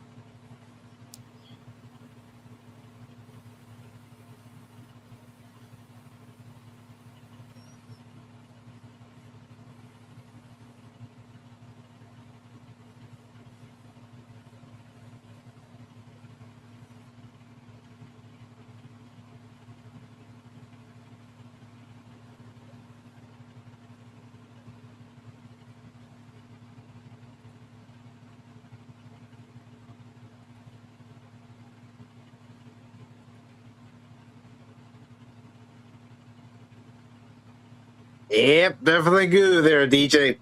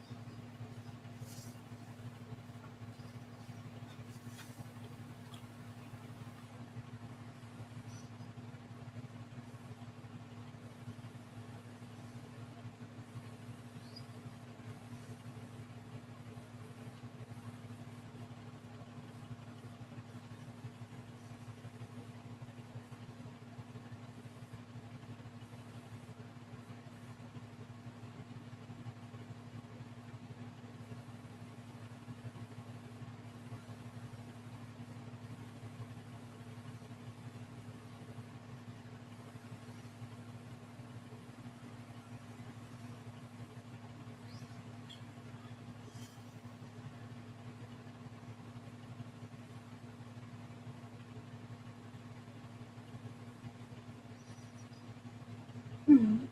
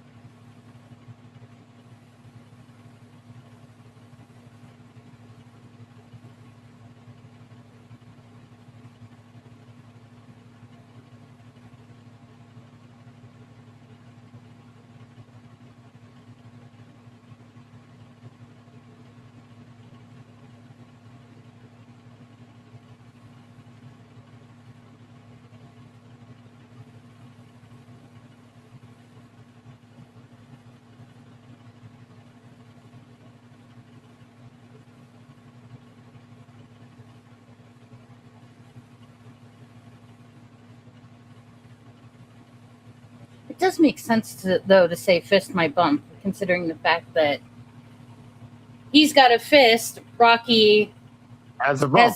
Yes.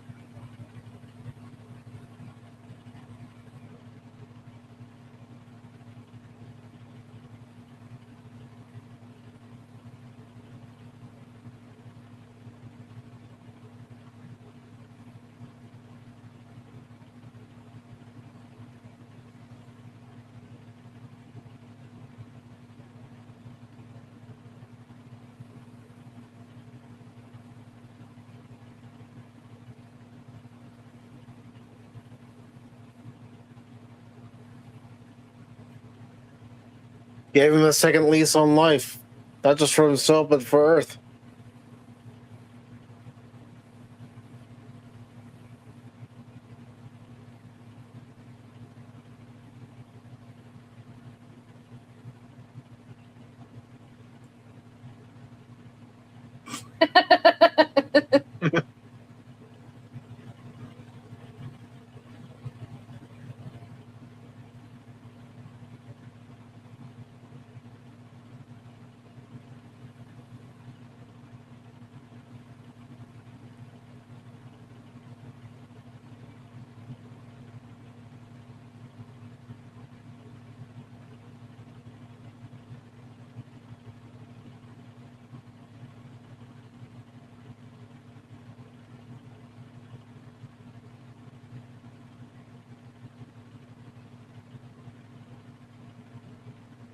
That just makes me think of Interstellar, where he's plucking the strings.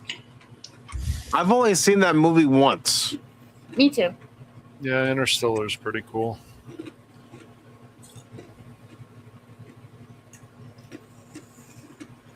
Oh, and I'm sorry if you can hear my air conditioner going in the background. I know the deal. I know the deal.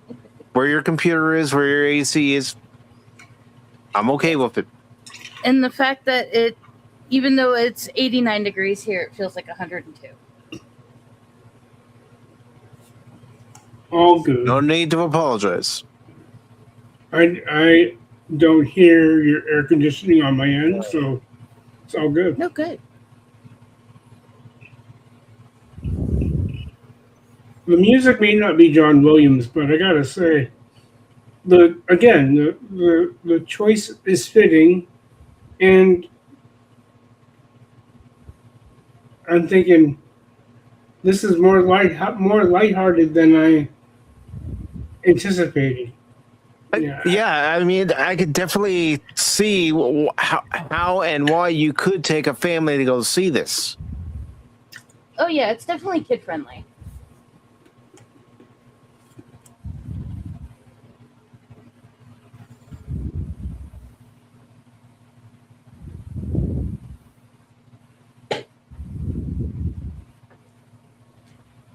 Because I know Cash is dealing with his own heat out there in California, and This.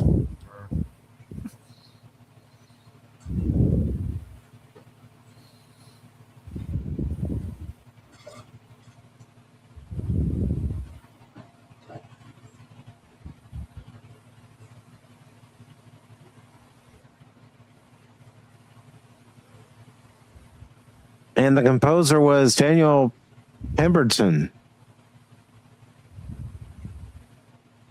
He's known for the Trial of the Chicago 7, Steve Jobs, Spider-Man Across the Spider-Verse, The Counselor, and of course Project Hail Mary. And he also did the music for Masters of the Universe this year. And I will say one thing. I may not have enjoyed that movie all that much, but I did like the music.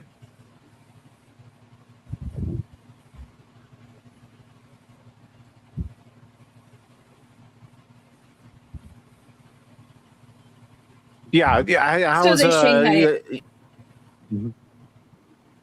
How's a young kid going to be able to sit there for very long? You know, yourself as a kid, well, we could only sit there for so long. Well, it also depends on the age of the kid. Mm-hmm. But with any luck, this movie would be interesting enough to keep the kid in the seat and wanting to watch it. Mm-hmm.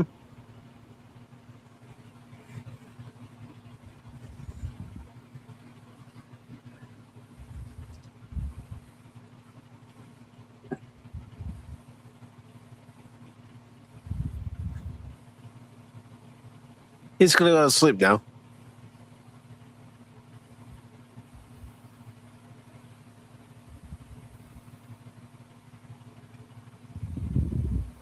So that's all he remembers is being injected, and then now he's Blacking on the out. ship.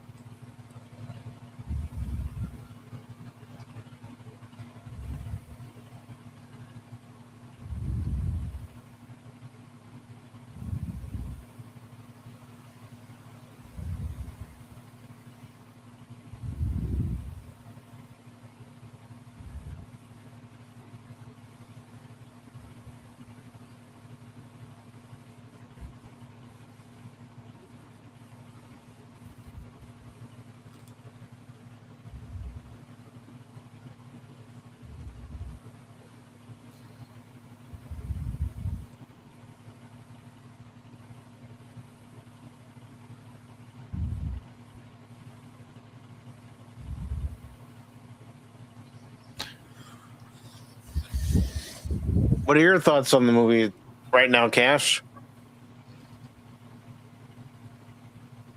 I'm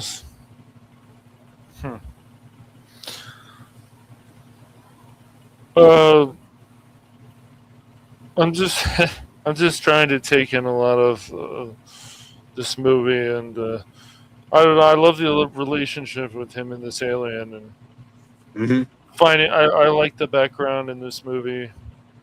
I understand how he feels. It's like we have to put you in a coma, which would explain why he was still alive and the other people aren't. And that's my guess. They're both experiencing the same thing. They're the last members of their crew. Yep. Right. Grace was a crew of 3. Rocky was a crew of 23. Right. 24.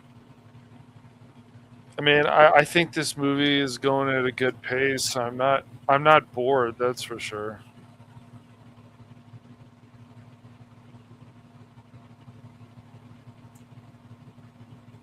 I love how Rocky is just like, no, we're gonna make sure, Grace, you get home. Well, not only that, they're not entirely dependent on CGI for the character of Rocky. Right. No.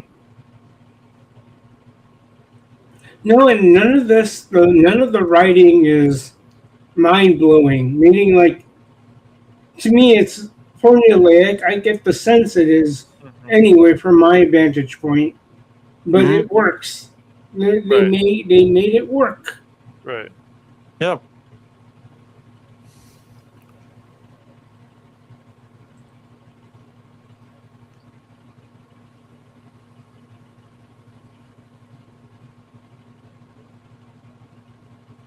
Do you have any other thoughts on the movie, Lester? No, this is more than I expected because I thought it might have been something a little more serious, if you get my drift. Yeah, there's an element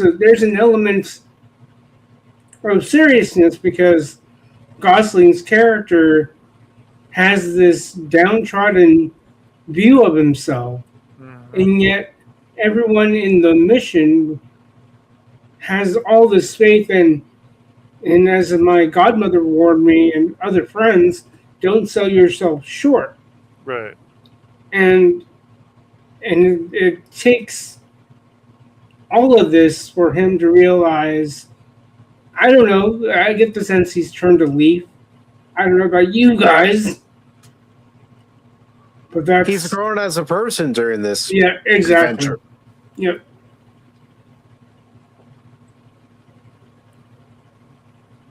He's learned more about himself.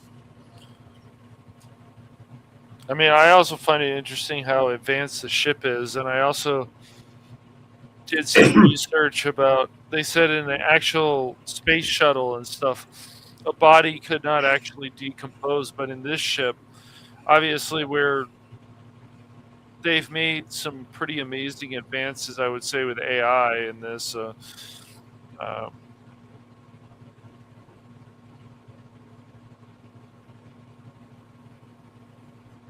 But still no holodeck yet, Mike. Come on, man. No, it's all projection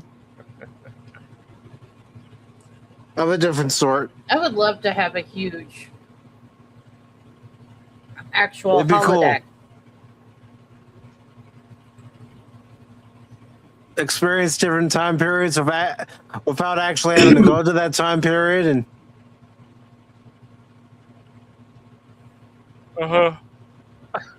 Excuse me.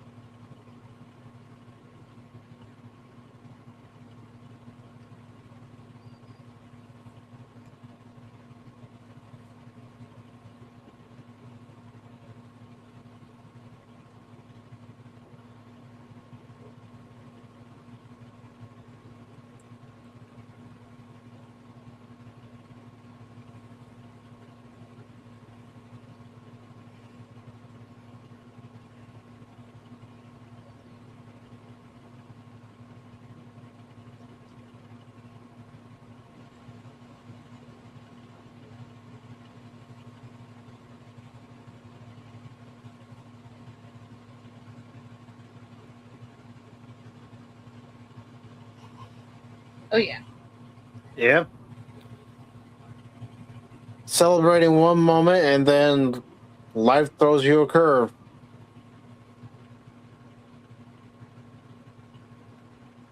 Been there, done that.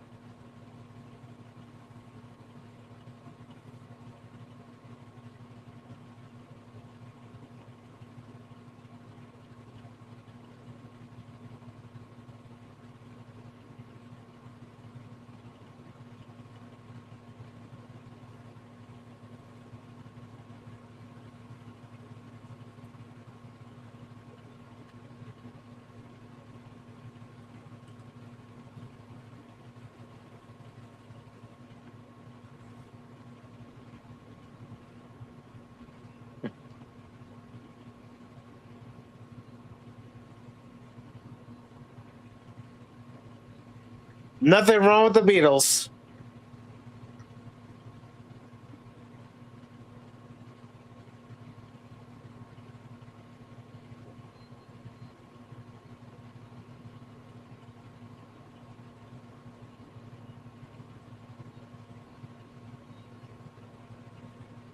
I always liked the Beatles. I like them in the early years. I like them in the later years.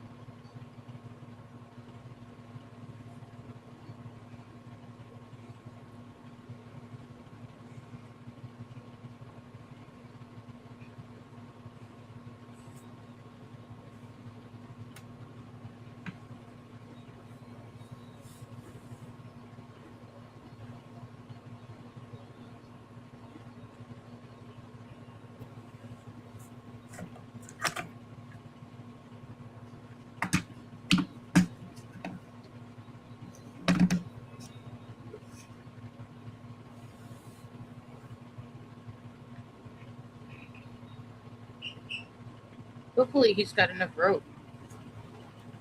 It'd suck if he doesn't.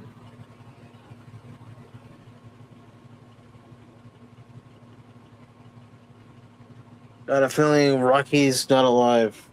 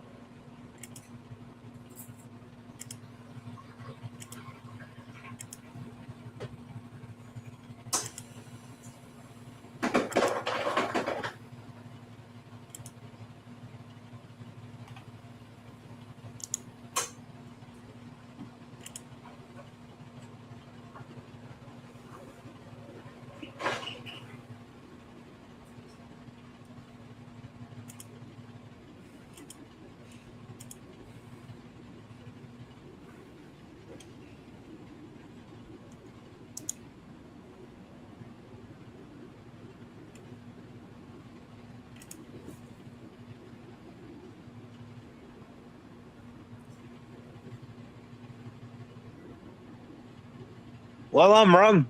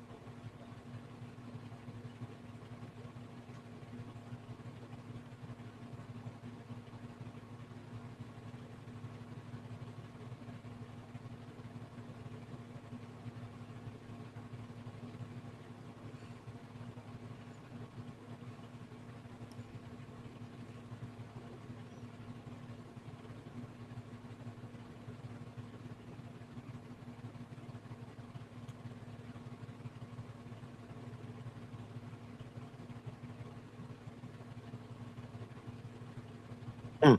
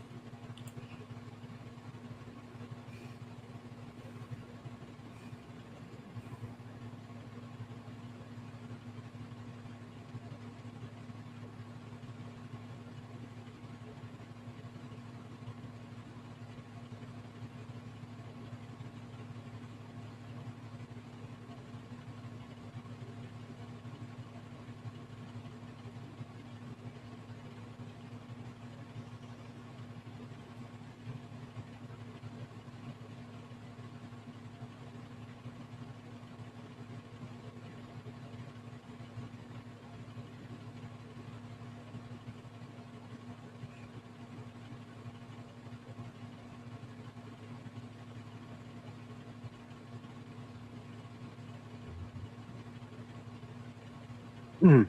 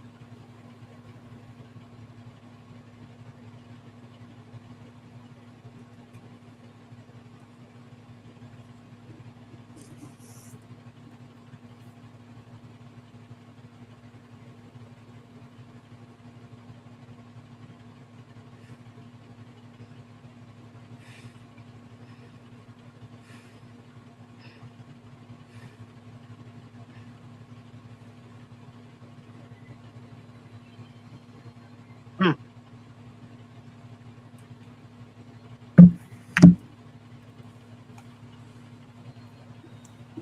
Yeah, I wouldn't want to leave either.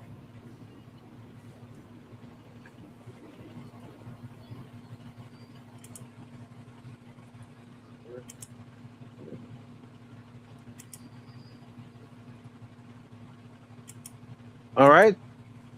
What did everybody think? Starting with Lester. Oh, I liked it. I mean, there are a lot of movies that can hook you and then lose you, but not a dull moment. And I didn't feel how long the movie was. It didn't feel very long.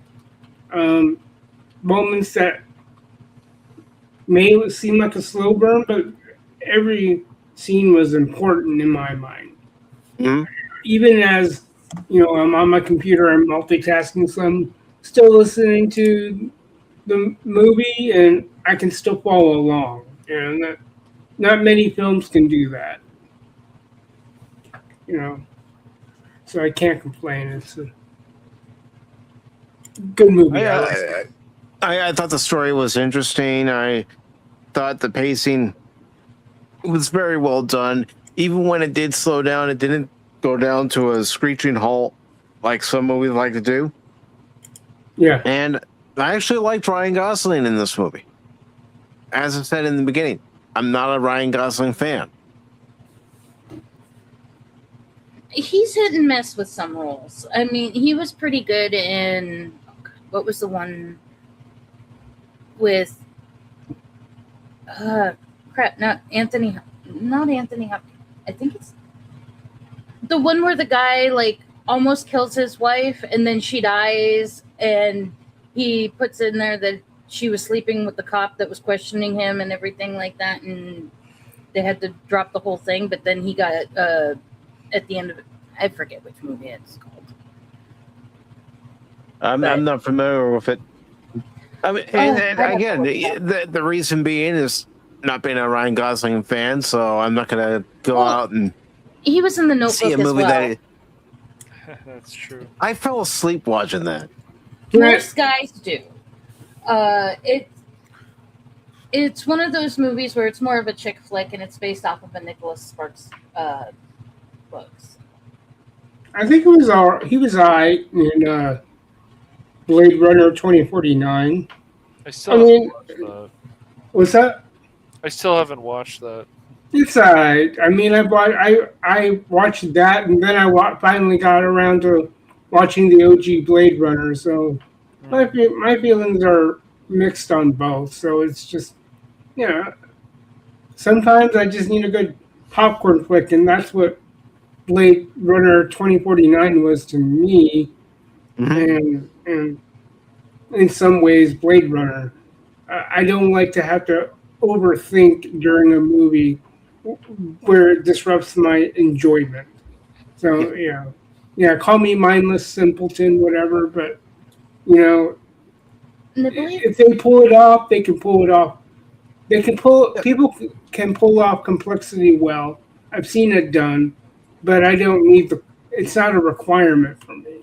I just want something. Sometimes you just want to go to the movies just to sit there and enjoy a fun movie.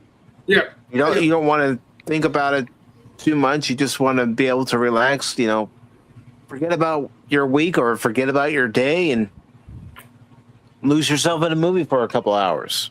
Yep.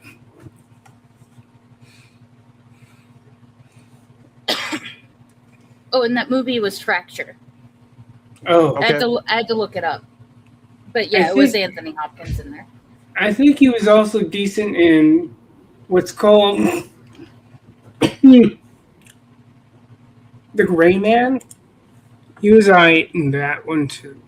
He was. DJ, you're typing like I do, man. Stop. He was also in Remember the Titans and Murder by Numbers. Yeah, and he Young was. Hercules. That was the first movie I ever saw him in. Was Remember the Titans. He was, of course, in La La Land, but I haven't seen a lot. As are you. That's right. Because I see Mike and then I get scared now. No, you actually live out in the LA area. That's why I'm saying so are you. No, never, man, never. That's all a lie. No, but Nope, no lies detected. No fake news. No fake. Greatest ever, but yeah, he was also in The Nice Guys. I watched some of that. That movie's pretty good. I probably need to finish it, but I haven't actually watched a lot of Ryan Gosling films. I remember I tried to watch. I think I watched 5 minutes of that Barbie movie one day. It was on HBO or something, and I turned it off. I couldn't. Cash, are you okay? That 5 minutes seems extreme. It was too much, man. I never saw the Barbie movie, so I can't feel your pain. I just know it was just like, what is this? Like, it was just, I wasn't feeling it. There's other people who have seen Barbie and they were feeling it, but I'm not feeling that movie. I get it. I'll get it one of these days. But no, there's just not a lot of, like I said, I like Ryan Gosling in La La Land, but I haven't seen that movie in so many years. When did that movie come out? Good God. 2016, yeah. I enjoyed him in Project Hail Mary. And according to IMDb, this is one of the, I think this is the highest user score he's ever gotten for a movie. I don't know if that means anything, but yeah, it looks like it is. So. Sounds like a lot of people can only take so much of it. If this is the highest movie ever rated, people on IMDb are very fickle. I mean, you'll get stuff that's higher than the original right Trek show. I mean, it's crazy. I don't know. Well, that's the thing. Like, I'm kind of glad that I don't know if he's beyond being caricatured, but there have been people who have memed him all over the interwebs. I mean, I think there was like Catholic Ryan Gosling, Orthodox Ryan Gosling, and people just make fun of his looks and use that as a way of memery, if that makes sense. But Well, not just his looks. For me, it's his acting at times that takes me away from getting into not only a movie he's in, but also his character. sure. Yeah. Sure. I mean, you know, I was the same way about Robert Downey Jr. until I saw him in Iron Man. I'm all, okay, I see him in a different light. And this movie, I do see Ryan Gosling in a different light. Yeah. Yeah, he was also in Gangster Squad, which wasn't a very good movie. Had some that was one of those movies that, hey, let me spoon feed you a lot of the story. No, that's the other thing too. Like I said, very formulaic. It didn't do too much to explain and go back. And it's like, why can't every other film do this? It's like any good movie, you'll find a way to sneak in explanations of why throughout the film. Yeah, and it seems like a lost art. Yeah, I mean, I just watched. What did I watch? Terminator 2. I didn't have to watch Terminator. I didn't have to watch Terminator 1 in retrospect. It was nice that I got to finally watch it, but you didn't. It didn't feel like, when I think about it now, it didn't feel like I had to watch the first Terminator to understand what was going on. Because what they told you in Terminator 2 Judgment Day to get you up to speed. And it didn't take much of the movie to do that. You know? Yeah. It like Terminator 2 is the first time I'd ever seen any of the Terminator movies, so I'm right where you are with that, where it's like you watch the first movie and it's like filling in the gaps that you couldn't quite get in the second one. Right. But when I credit the first Terminator for, as I flew in a blurb during Pop's Talk Hard. Yeah, he just talked about it recently. Right, and I just threw in, well, between the first and the second, you see Sarah Connor's evolution. And that's one thing that good movies will do. They'll provide a snippet of how a character develops in a film, like we saw here. And between the first Terminator and the second, with Linda Hamilton's character, or Sarah Connor, that Ryan Gosling's character discovers his purpose, and he's not so down on his luck. Like he doesn't see himself as scum of society or civilization. Mm-hmm. And with Linda Hamilton, you see her from 1 to 2 go from a waitress trying to, make ends meet. I don't know how young she was supposed to be in the first film. She goes from that to a mama bear in a gradual, what I believe to be organic fashion. And it's like, what's going on with a lot of movies today? They don't want their characters to develop. Or they don't know how to properly develop characters from the beginning. You're just told that this character is great from the start of the whole movie. Yeah, right. Like Mary Sue.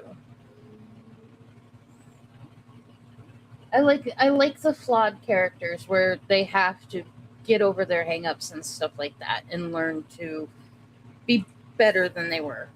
I mean, it gives people, like, Mike, myself, and other people I know who live life in such a way where we didn't have the best luck. Okay? And you can define that however you want. We didn't have the best of circumstances.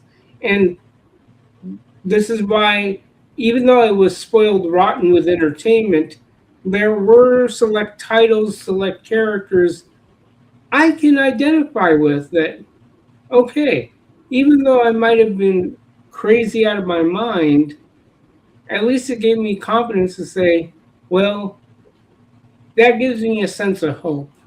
Mm-hmm. And a sense of hope is what most, if not all, people need. They just need that glimmer of hope to see whatever glimmer, however small, that could propel them to, I don't know what I would describe it, make better of their lives, or at least, well, I'm gonna die trying kind of attitude. I may not make it, but I'm not going down without a fight, right? So Right. that's why a lot of these characters, well done ones, or at least a well done story, that's what it's supposed to do. It's supposed to inspire. Well, just like Indiana Jones, we find out that Henry Jones Jr. is a professor by day, but his hobby is archaeology. Unlocking the mysteries of the past, and the way that's even balanced, because we do see that life of his, as the professor, given, the lesson on, what happened in a certain period of time and how it relates to the overall story that he's jumping into. Yeah. It's not just put there for the sake of putting it there, and it has nothing to do with the story. Right. There's subtle nuances. But what would you all rate this movie if you had to give it a rating? And your rating scale is your rating scale, by the way. Well, I'd say 1 out of 10. I would probably have to give it a 7.5, maybe an 8. Because the story was good, the music was good, it went with it really well, and then the sets were really great. It's just that there's some things that some of the math, or not the math, but basically it's like I nitpick on some of the little sins and stuff like that. But otherwise, it's overall good.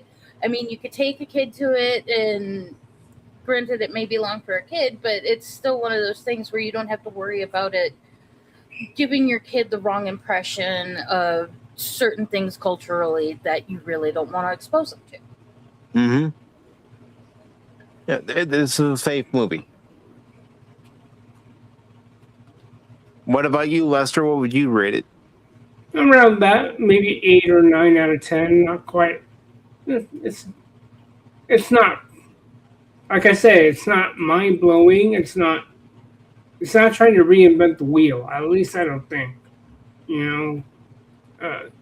What's that thing? Strangers become friends. They have a predicament, and they work with each other to figure that out. That formula is tried and true. So 8 or 9 out of 10. Okay. Cash, what would you rate it? I don't even know if he's by his microphone. He's got it muted, so. Yeah, he said he'd be right back, so.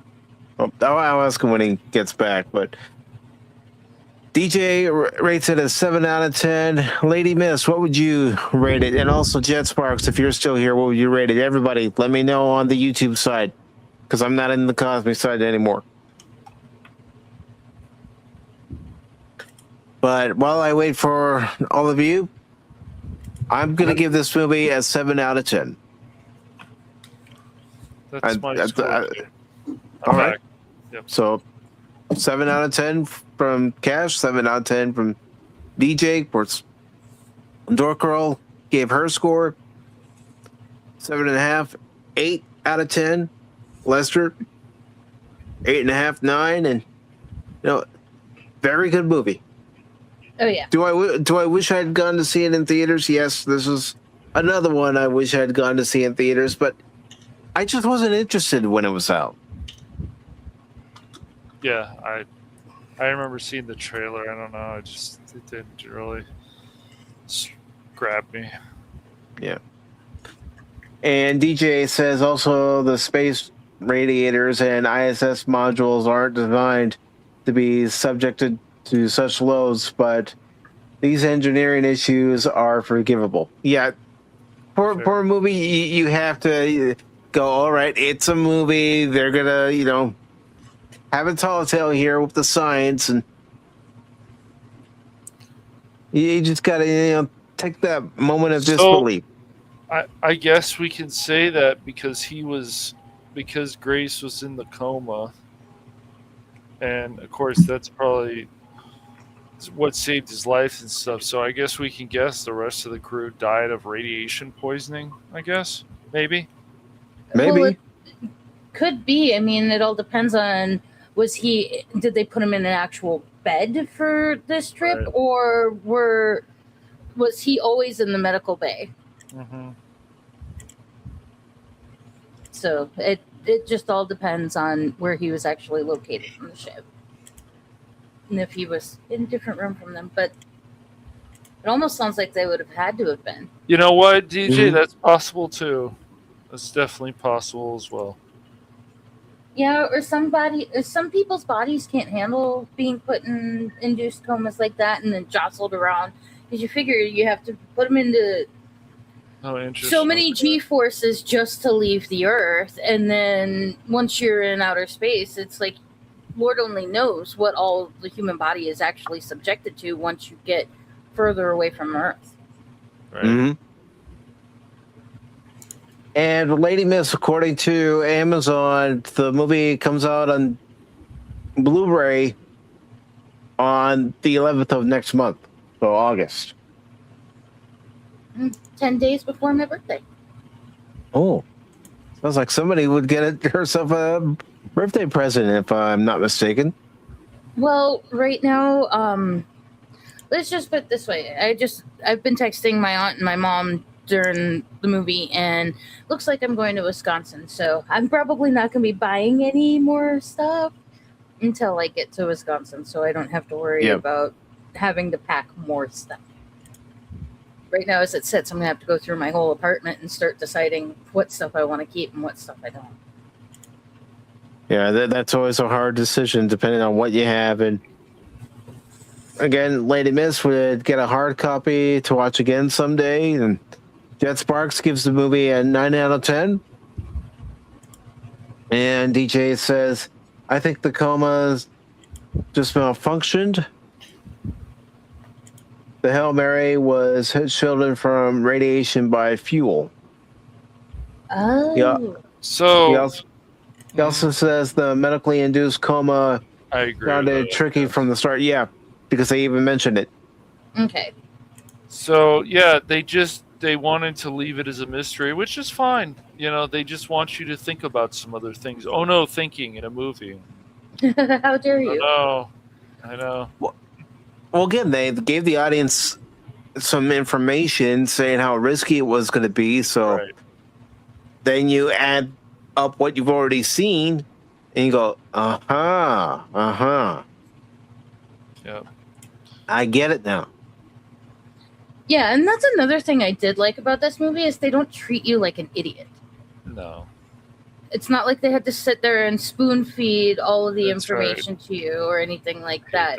stuff. They were perfectly fine with assuming you were an intelligent person buying the ticket and watching the movie. Yep. This movie had things like less is more, and which is good. It had, I would say, this movie had heart in it. I would say the background was interesting, and once again, it was nice that the movie, at least I didn't feel it didn't drag. And if it No. did get a little bit slower, it didn't matter. It still was not like Again, for me, it slowed down just enough to show you that things were being done to move along the story. Oh yeah. No. But I hate to do this. I've got a boogie. I've got to go spend some time with Shane before I have to get to bed and start a tragic work week.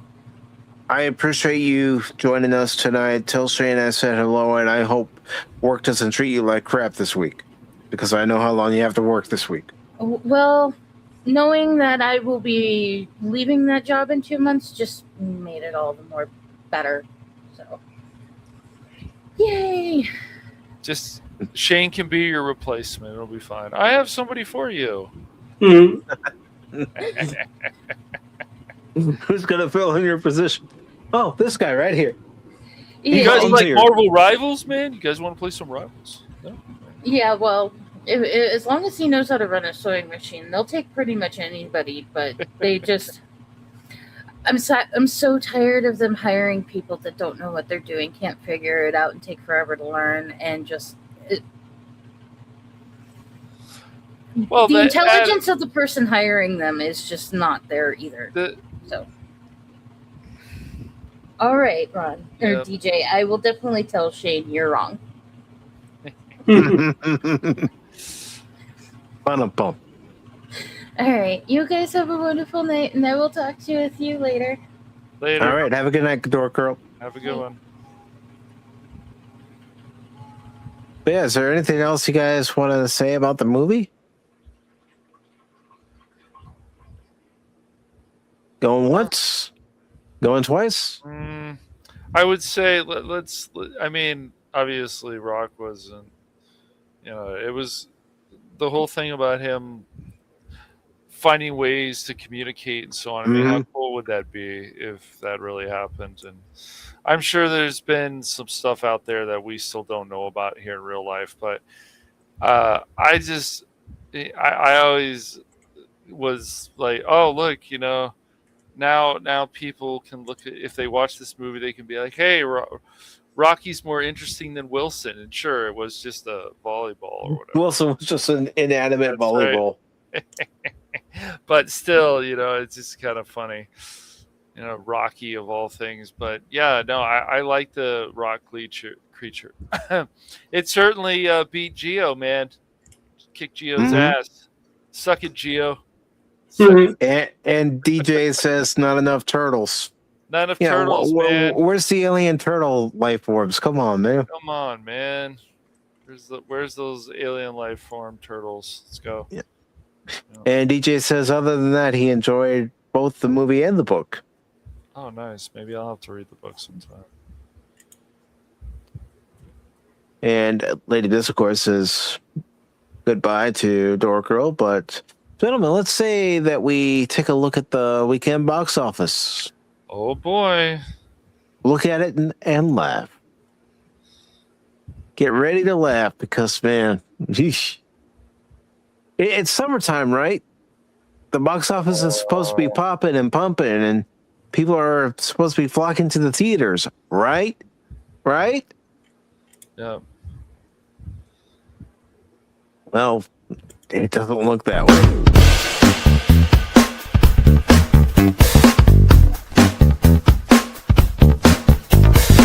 Hey, what are you doing, StreamYard? I don't know what StreamYard was doing. It wouldn't respond when I tried to bring up the screen. StreamYard. That's okay. We're not going to be using it after today. Oh, yeah. What are you moving to? Going back to Eevee Mux. Gotcha.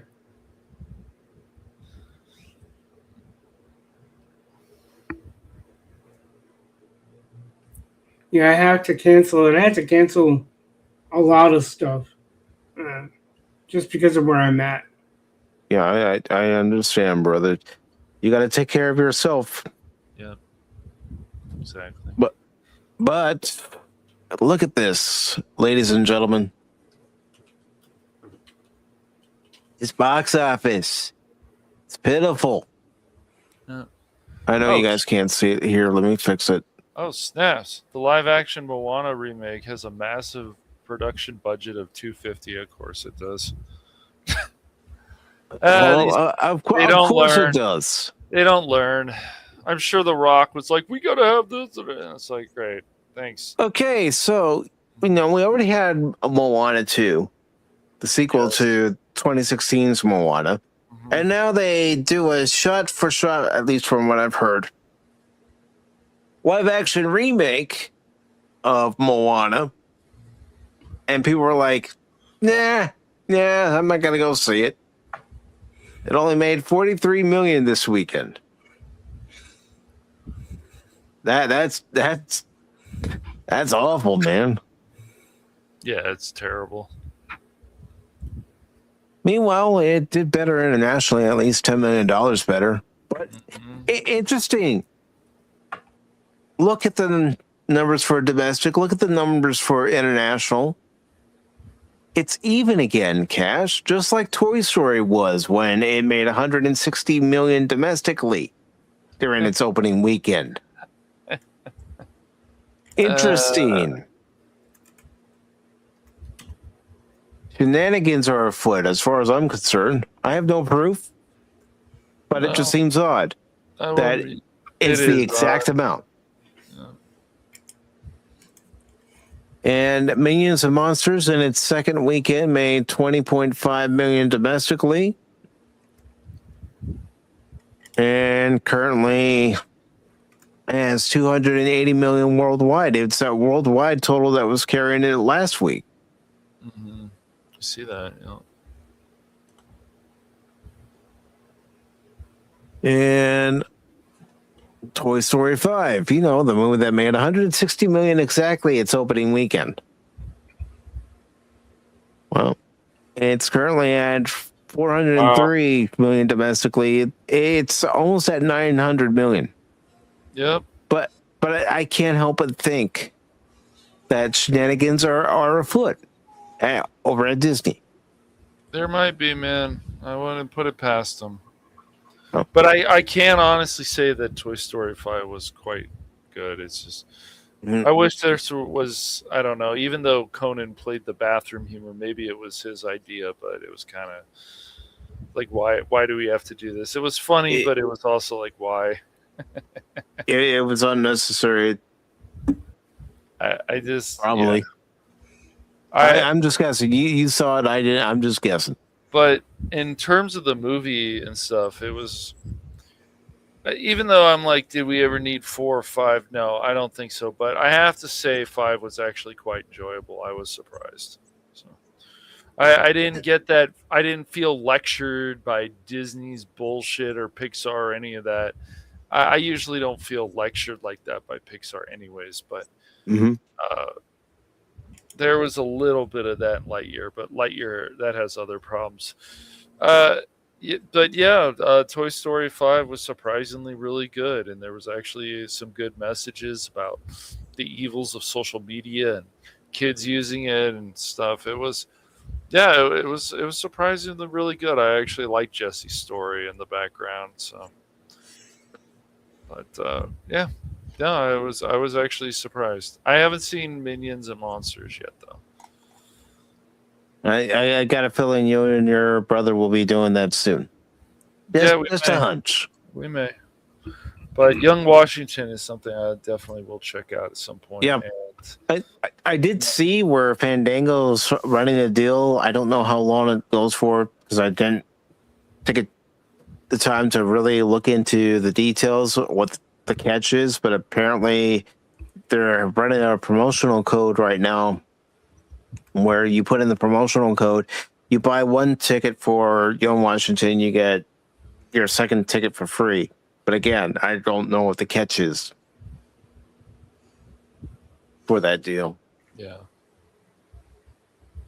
But I am still thinking about going to see this. Yeah, me too. I just don't know when or if I'm actually going to go see it in the theater or if I'm just going to wait for it to come out and rent it on digital.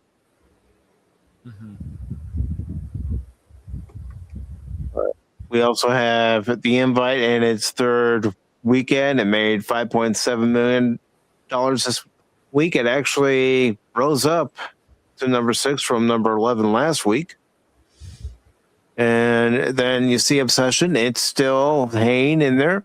Granted, the box office isn't nearly what you would expect it to be in other summers from the past. Yeah. I mean, the last really good summer that we had, in my opinion, was 2019. Mm-hmm. And ever since the virus of unknown origin, the box office, since theaters are open again, isn't anywhere near where it used to be. No. They're also not making too many movies. I mean, look at all those drops, dude. Jackass. I remember when Jackass used to be a big thing. The Scary Movie is still around, I see. But those drops are just brutal. Speaking of drop, look at Supergirl. Mm-hmm. Eavesdropping. Yeah. Lower and lower. Yes. But, you know, Obsession made for $750,000 to $1 million. Hey, it's the movie that keeps on ticking. I mean, look at that. 426 million off the budget that they had. Mm-hmm. Doing very well. Backrooms and Obsession. Even with the drops, they're still doing very well. Yeah. And Supergirl, he's not performing that much better than Masters of the Universe. Oh, but as soon as Masters of the Universe is available on Prime. Oh boy.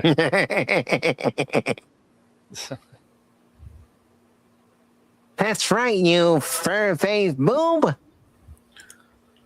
We're gonna sit back and make Baron do all the commentary. Yeah, I've already said I'm gonna try to keep my mouth shut, but no promises. We'll just make Baron do it all. We'll just sit back. All right, Baron. For this stream, you are doing all the commentary. We want to hear your great opinions on Masters of the Universe. But yeah, James Gunn, I think you need to go back to the drawing board. James Gunn has still got other stuff that's coming out. It's just like, guys, please just put a fork in him, man. Yeah. And Disclosure Day, it's like I've been saying with Disclosure Day, and you saw it, Cash. I did. Spielberg doesn't have the magic anymore.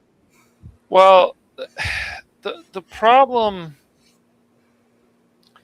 I'm sure Spielberg can do. I don't know. It's just, even the music from John Williams, it was fine. It's just some of the stuff, I get it with the whole religion, you know, it's going to test your faith, whatever. But this movie is just, the buildup is the problem. And I don't, for me at least, it takes a while for the movie to finally get somewhere. And you're just like, keep talking, I'll be right back.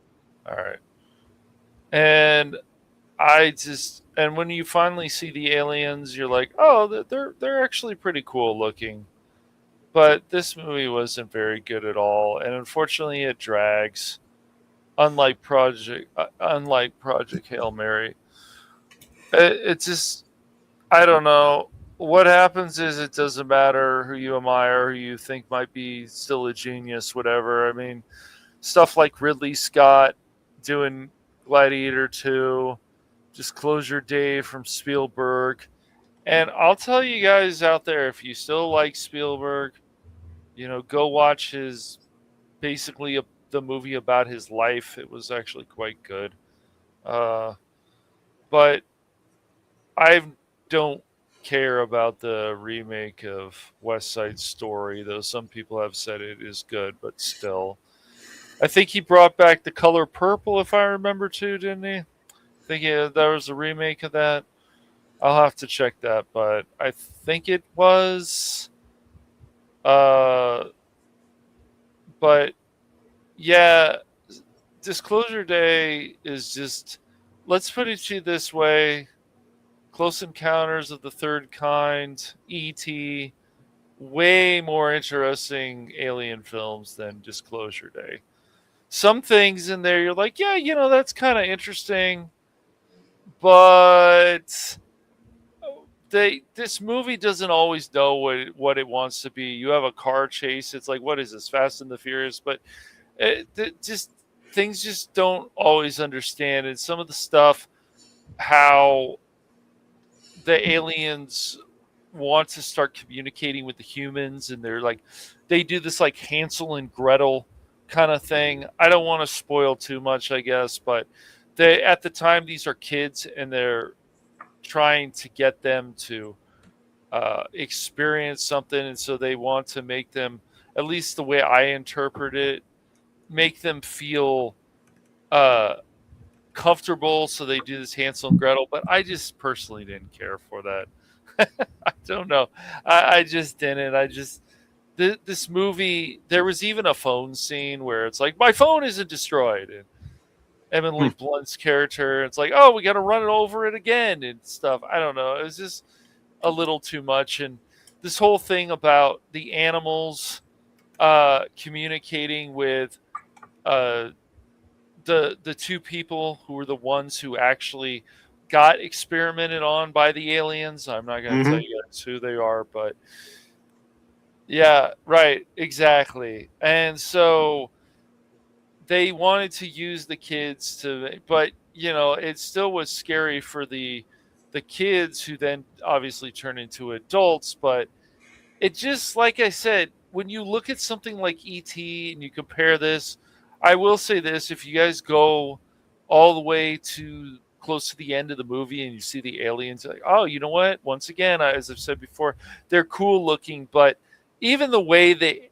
movie ended, like it was more of a cliffhanger. I was like, I don't know, Spielberg. I would like to see better again, man. I'm not feeling this movie too much. And Godzillionaire wants to know if the aliens had an island. They didn't, man. They didn't have an island. They did have, obviously, a spaceship, but they didn't have an island. And I'll tell you this: stuff in X-Files was way cooler than this. E.T., Close Encounters, because the main problem I would say with this movie, especially as an aliens film, where is the buildup? Why is it taking so long? So yeah, you need that buildup, and you don't get it, and it's just like, come on. And of course, even though it is at number 10, Backrooms still made some money to add to its worldwide total of $363,328,808.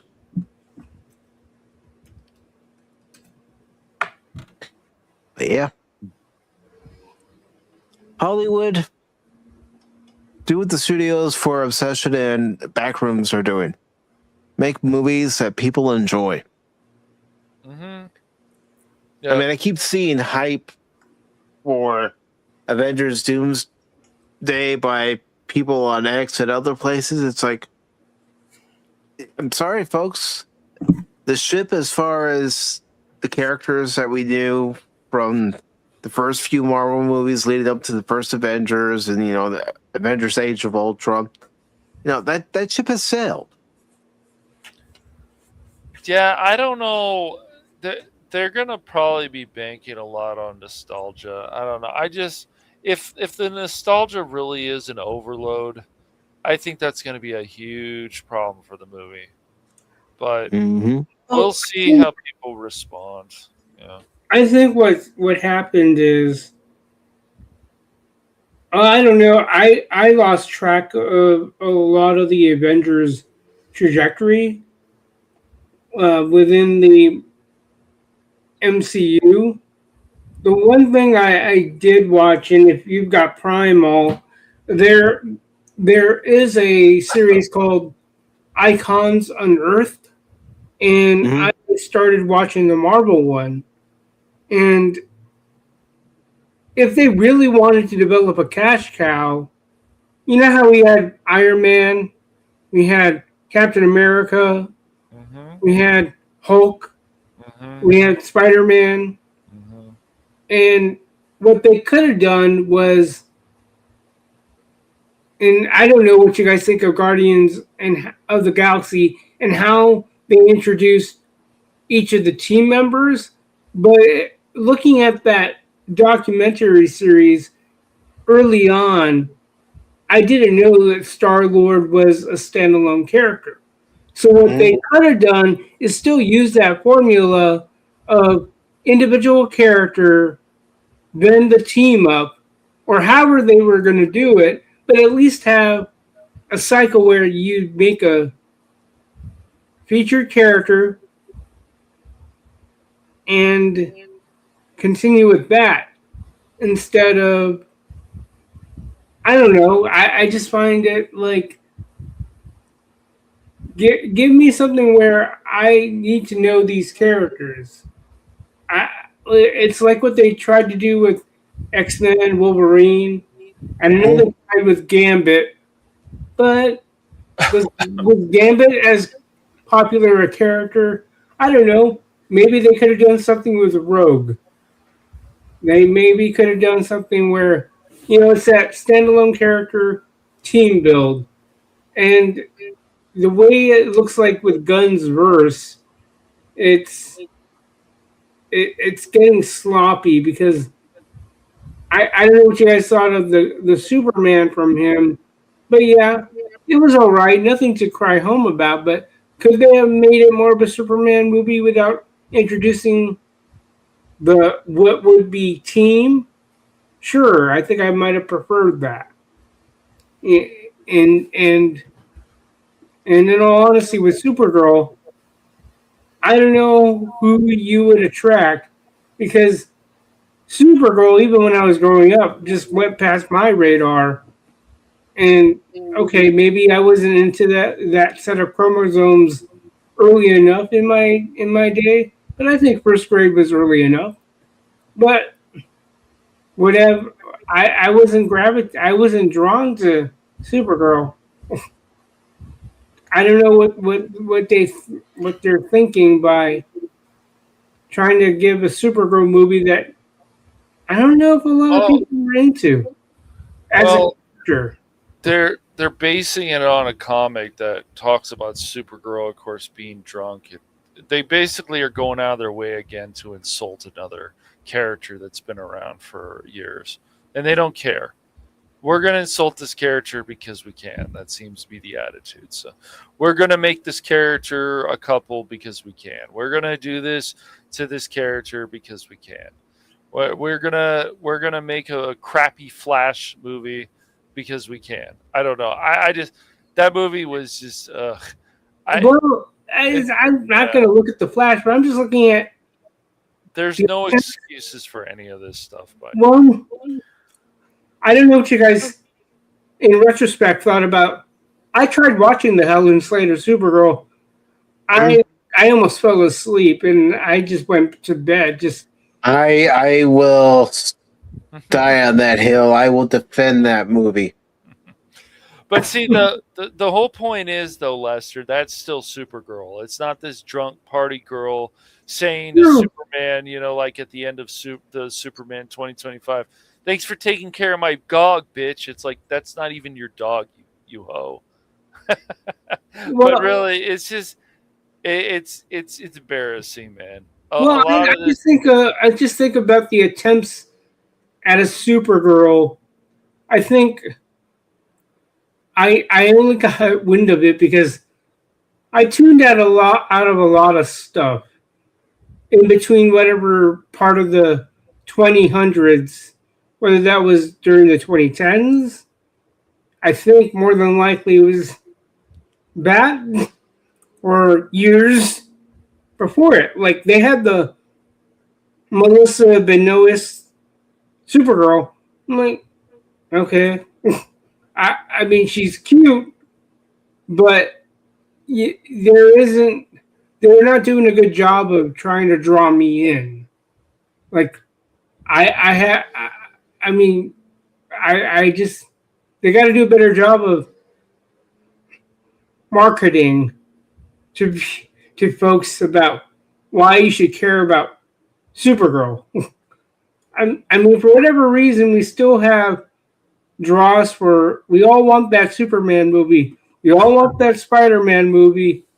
We all want that Wolverine movie. No matter how many shots they take at it, and it's like, okay, how popular is a Storm or a Rogue? And if they try to draw people to a Storm or a Rogue, how would they do it? Well, the whole point is they have to have other characters connecting, man. It's the same thing I feel with if you did a Nightwing film. But you just when you know these people are going out of their way with let's take DC and add goofy Marvel humor to it, or where you just want to insult these characters, then it's always going to be a problem. Even around the time of the Snyderverse, Birds of Prey could have actually been an enjoyable film, but as stupid as the plot was, the fact that they had an agenda, and the only good thing about that movie that I remember was Black Mask, and that was really it. Everything else was subpar. I mean, I can even say The Killing Joke, the actual animated movie, wasn't as good as the No, it wasn't. novel.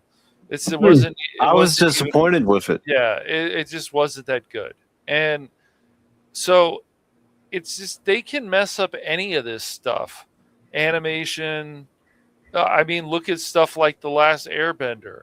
The show, the live action, is mixed with people, and it's probably even lower now. So season 2, the ratings have gone lower than season 1. This is because they continue to change things, change characters, the way things look, and they think they're like, oh, well, you guys just have to understand. Now, they did some of that in One Piece, but One Piece was still, the creator was involved. So while there was some problems there, and they needed characters to be more like the anime, especially Sanji, because he is a womanizer.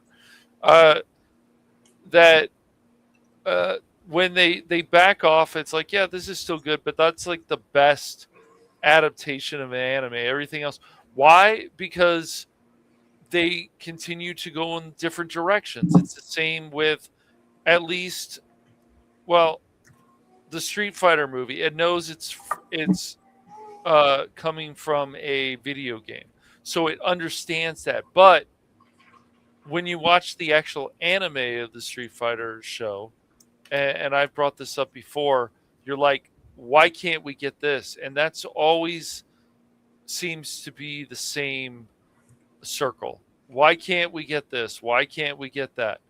And they don't need to do these things to these characters. They just need to follow what the formula is. Because obviously the anime is very popular still. Very popular.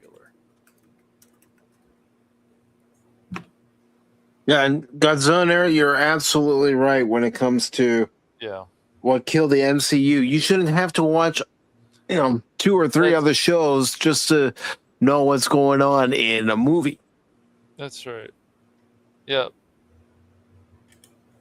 Yeah, well, the problem is, Jet, is that they had, even with John Cho and the guy who played Jet, I can't remember the actor's name, but even though the guy who was playing Jet, it was like, okay, this guy seems to be, I could see this maybe working. And John Cho, this is okay. Then, once again, Faye Valentine comes in.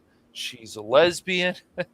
It's just like, okay. Well, and then Daniela Pineda didn't help things either. Everything, right. That doesn't help either. And so all these adaptations that they can get right, I mean, even people have said, why didn't they just continue on with the 2002 reboot of He-Man? But the thing is, they can do live action. The reason why they didn't continue on is because the toys still started dropping, and Cartoon Network didn't want to carry it.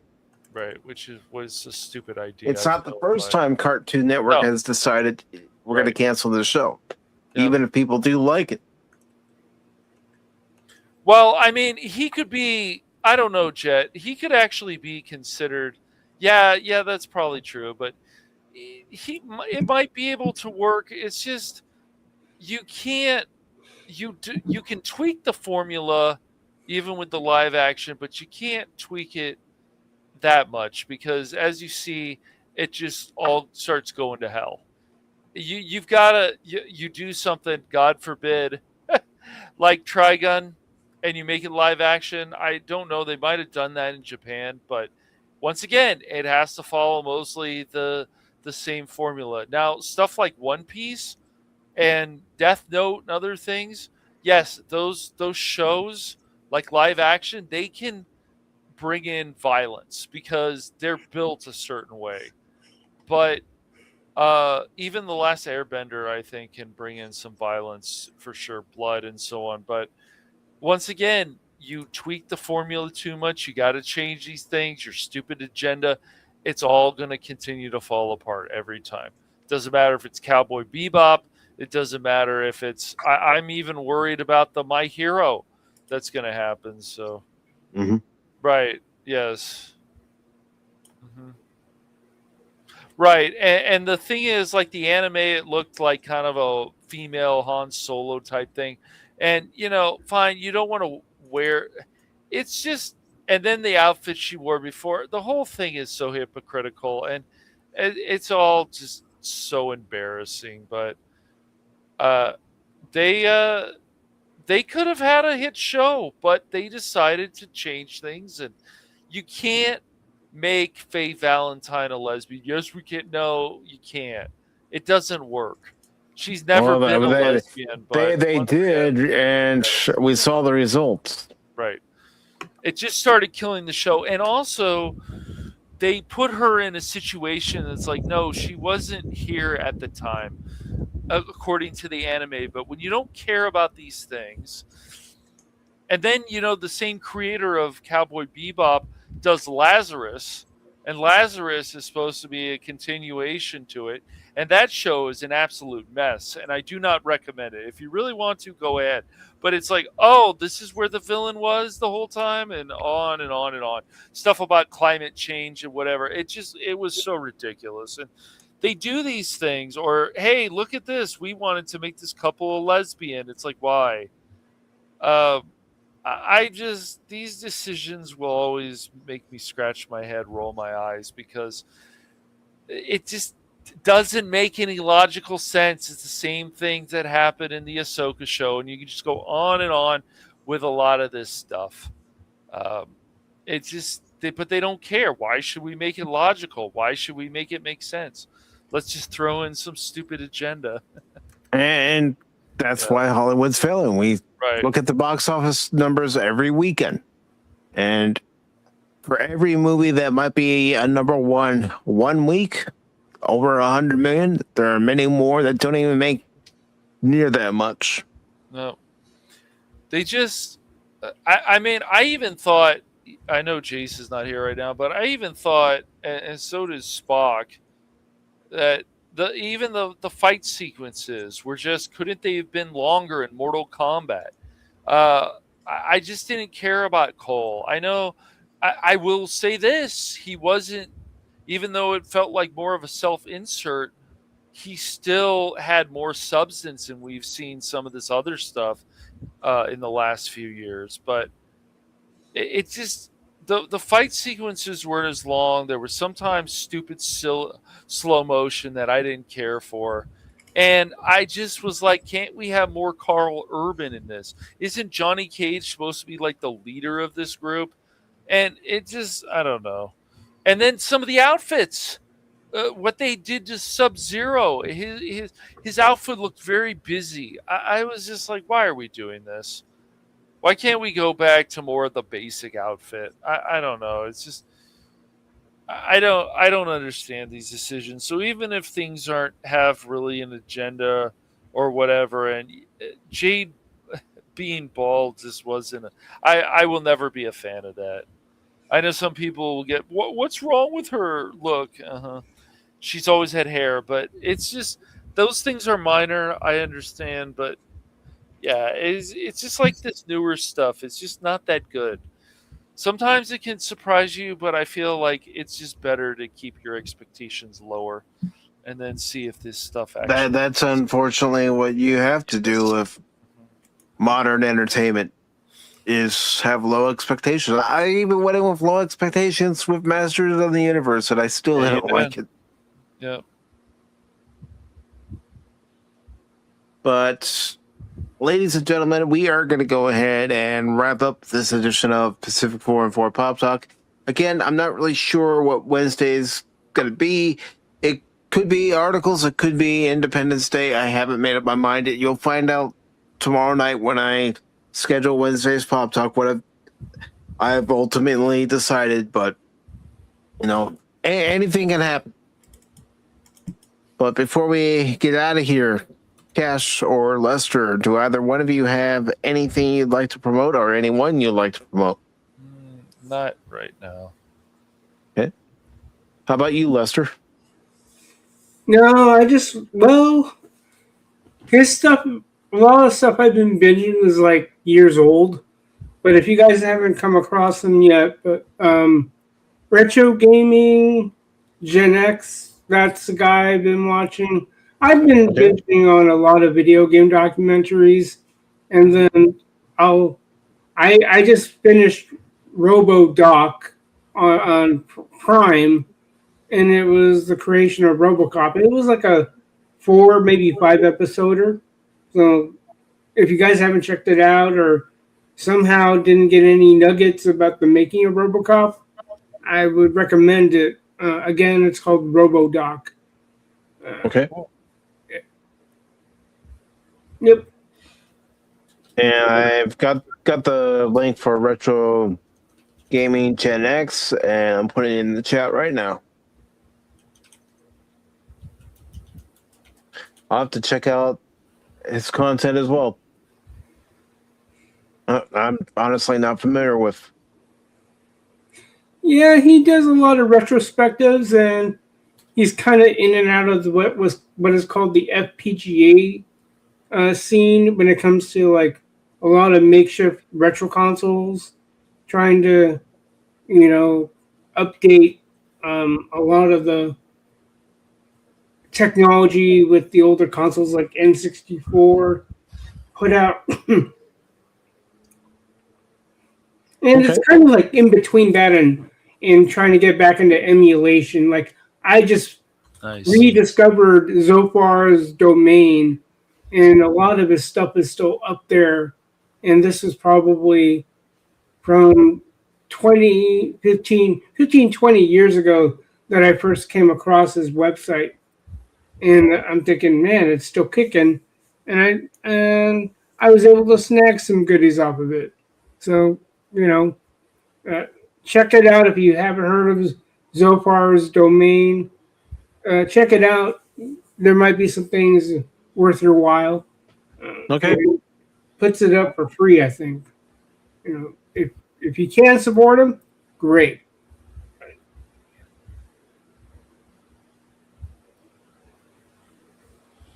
Find it.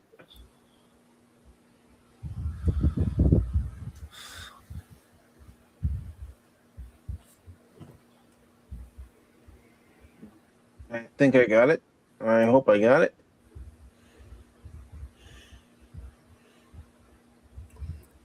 Let me go ahead and put that out there. Cool. Yeah, it's just, and especially in light of that Sony news, it's like, am I going to go back to my old ways? In some ways, maybe. But it helps being away from the gaming scene for as long as I have. That just means I have plenty to catch up on, and I'm in no hurry to be up to date. I'll update myself through legacy sites where, I didn't know that game was out during that time, or you might find an indie goodie. But that's what I've been doing. Yeah, go to GOG. Yep. You never know what games you might find on there. Yep. Yeah, you can find some good shit on there. Oh, yeah. But I do appreciate everybody for joining us today, to everybody who joined us over on the Kosmi side as well, and Lester, as a channel member, thank you for joining us. Of course, Dork Girl, thank you for joining us. And I just want to say thank you to Tim. Thank you. Really appreciate it. Lady Mist, thank you for joining us tonight. And again, thank you for that $2 super sticker you sent at the end of last night's The Adventure Continues, the Star Trek discussion, where Loki and I watched and discussed Space Seed from the original series. And Jet Sparks, thank you for stopping in. Again, like I said, it'll either be Independence Day or we'll talk articles. Just, stay posted to when I actually schedule a Wednesday show. And of course, I'll let everybody know what's going on. And also, JSL 1518506 or 0B. Thank you for stopping in. Of course, Dork Girl, Godzillionaire, thank you. File 13, thank you very much for stopping in. Yeah, he did fall in love with a rock. He became best buddies with a rock. And of course, Phil, thank you for stopping in. And DJ, thank you for stopping in. Now, as far as what's coming up on the channel for the remainder of this week, well, I've already mentioned Wednesday's plan, or kind of planned, kind of sort of planned, kind of not. But we'll either read articles or it'll be a watch party. And as far as Tuesday is concerned, I have started this game so many times, started, then stopped, that I want to finally get it started and actually complete the game for the very first time. And that's the 2018 version of God of War, the first God of War game for the PlayStation 4. So I'll be playing that on Tuesday at 6 p.m. Eastern Daylight Time. All times are 6 p.m. Eastern Daylight Time.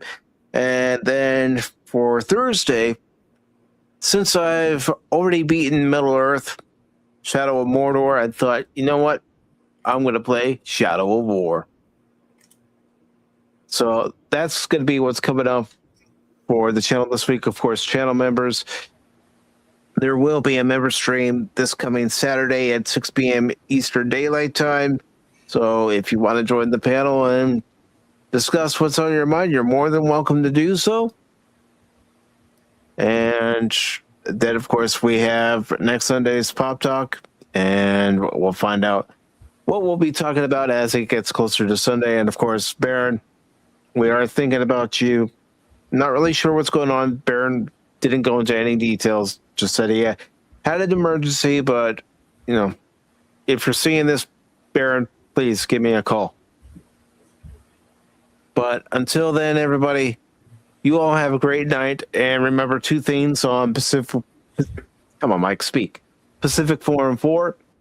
1, I'm not just a baseball guy. I'm an all-around guy. And 2, when I play a game, don't ever give up on me playing that game, because just when you do, you might miss something. Take care, all. Autobots, transform and roll out.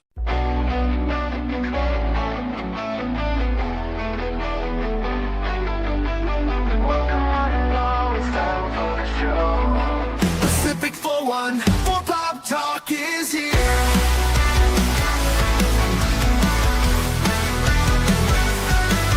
Sit back and relax and join the conversation. We got Baron, Orman Tagge, Cashmoney007, and even Mike too. Pop culture, entertainment, news and reviews. Discussions will have opinions made from the panel to the chat. Everyone is welcome here. Reactions, watch parties, and special guests. We like to have a good time. Pacific414 Pop Talk is underway. Pull up a seat, we're inviting you to stay. Articles, collectibles, reviews, you say. Baron, Cash, and Mike bring the fun tonight. Now sit back, relax, enjoy the show. Don't forget to like or comment below. We almost forgot to share out the show. Pacific414 one. Football talk is one of a kind, it's true.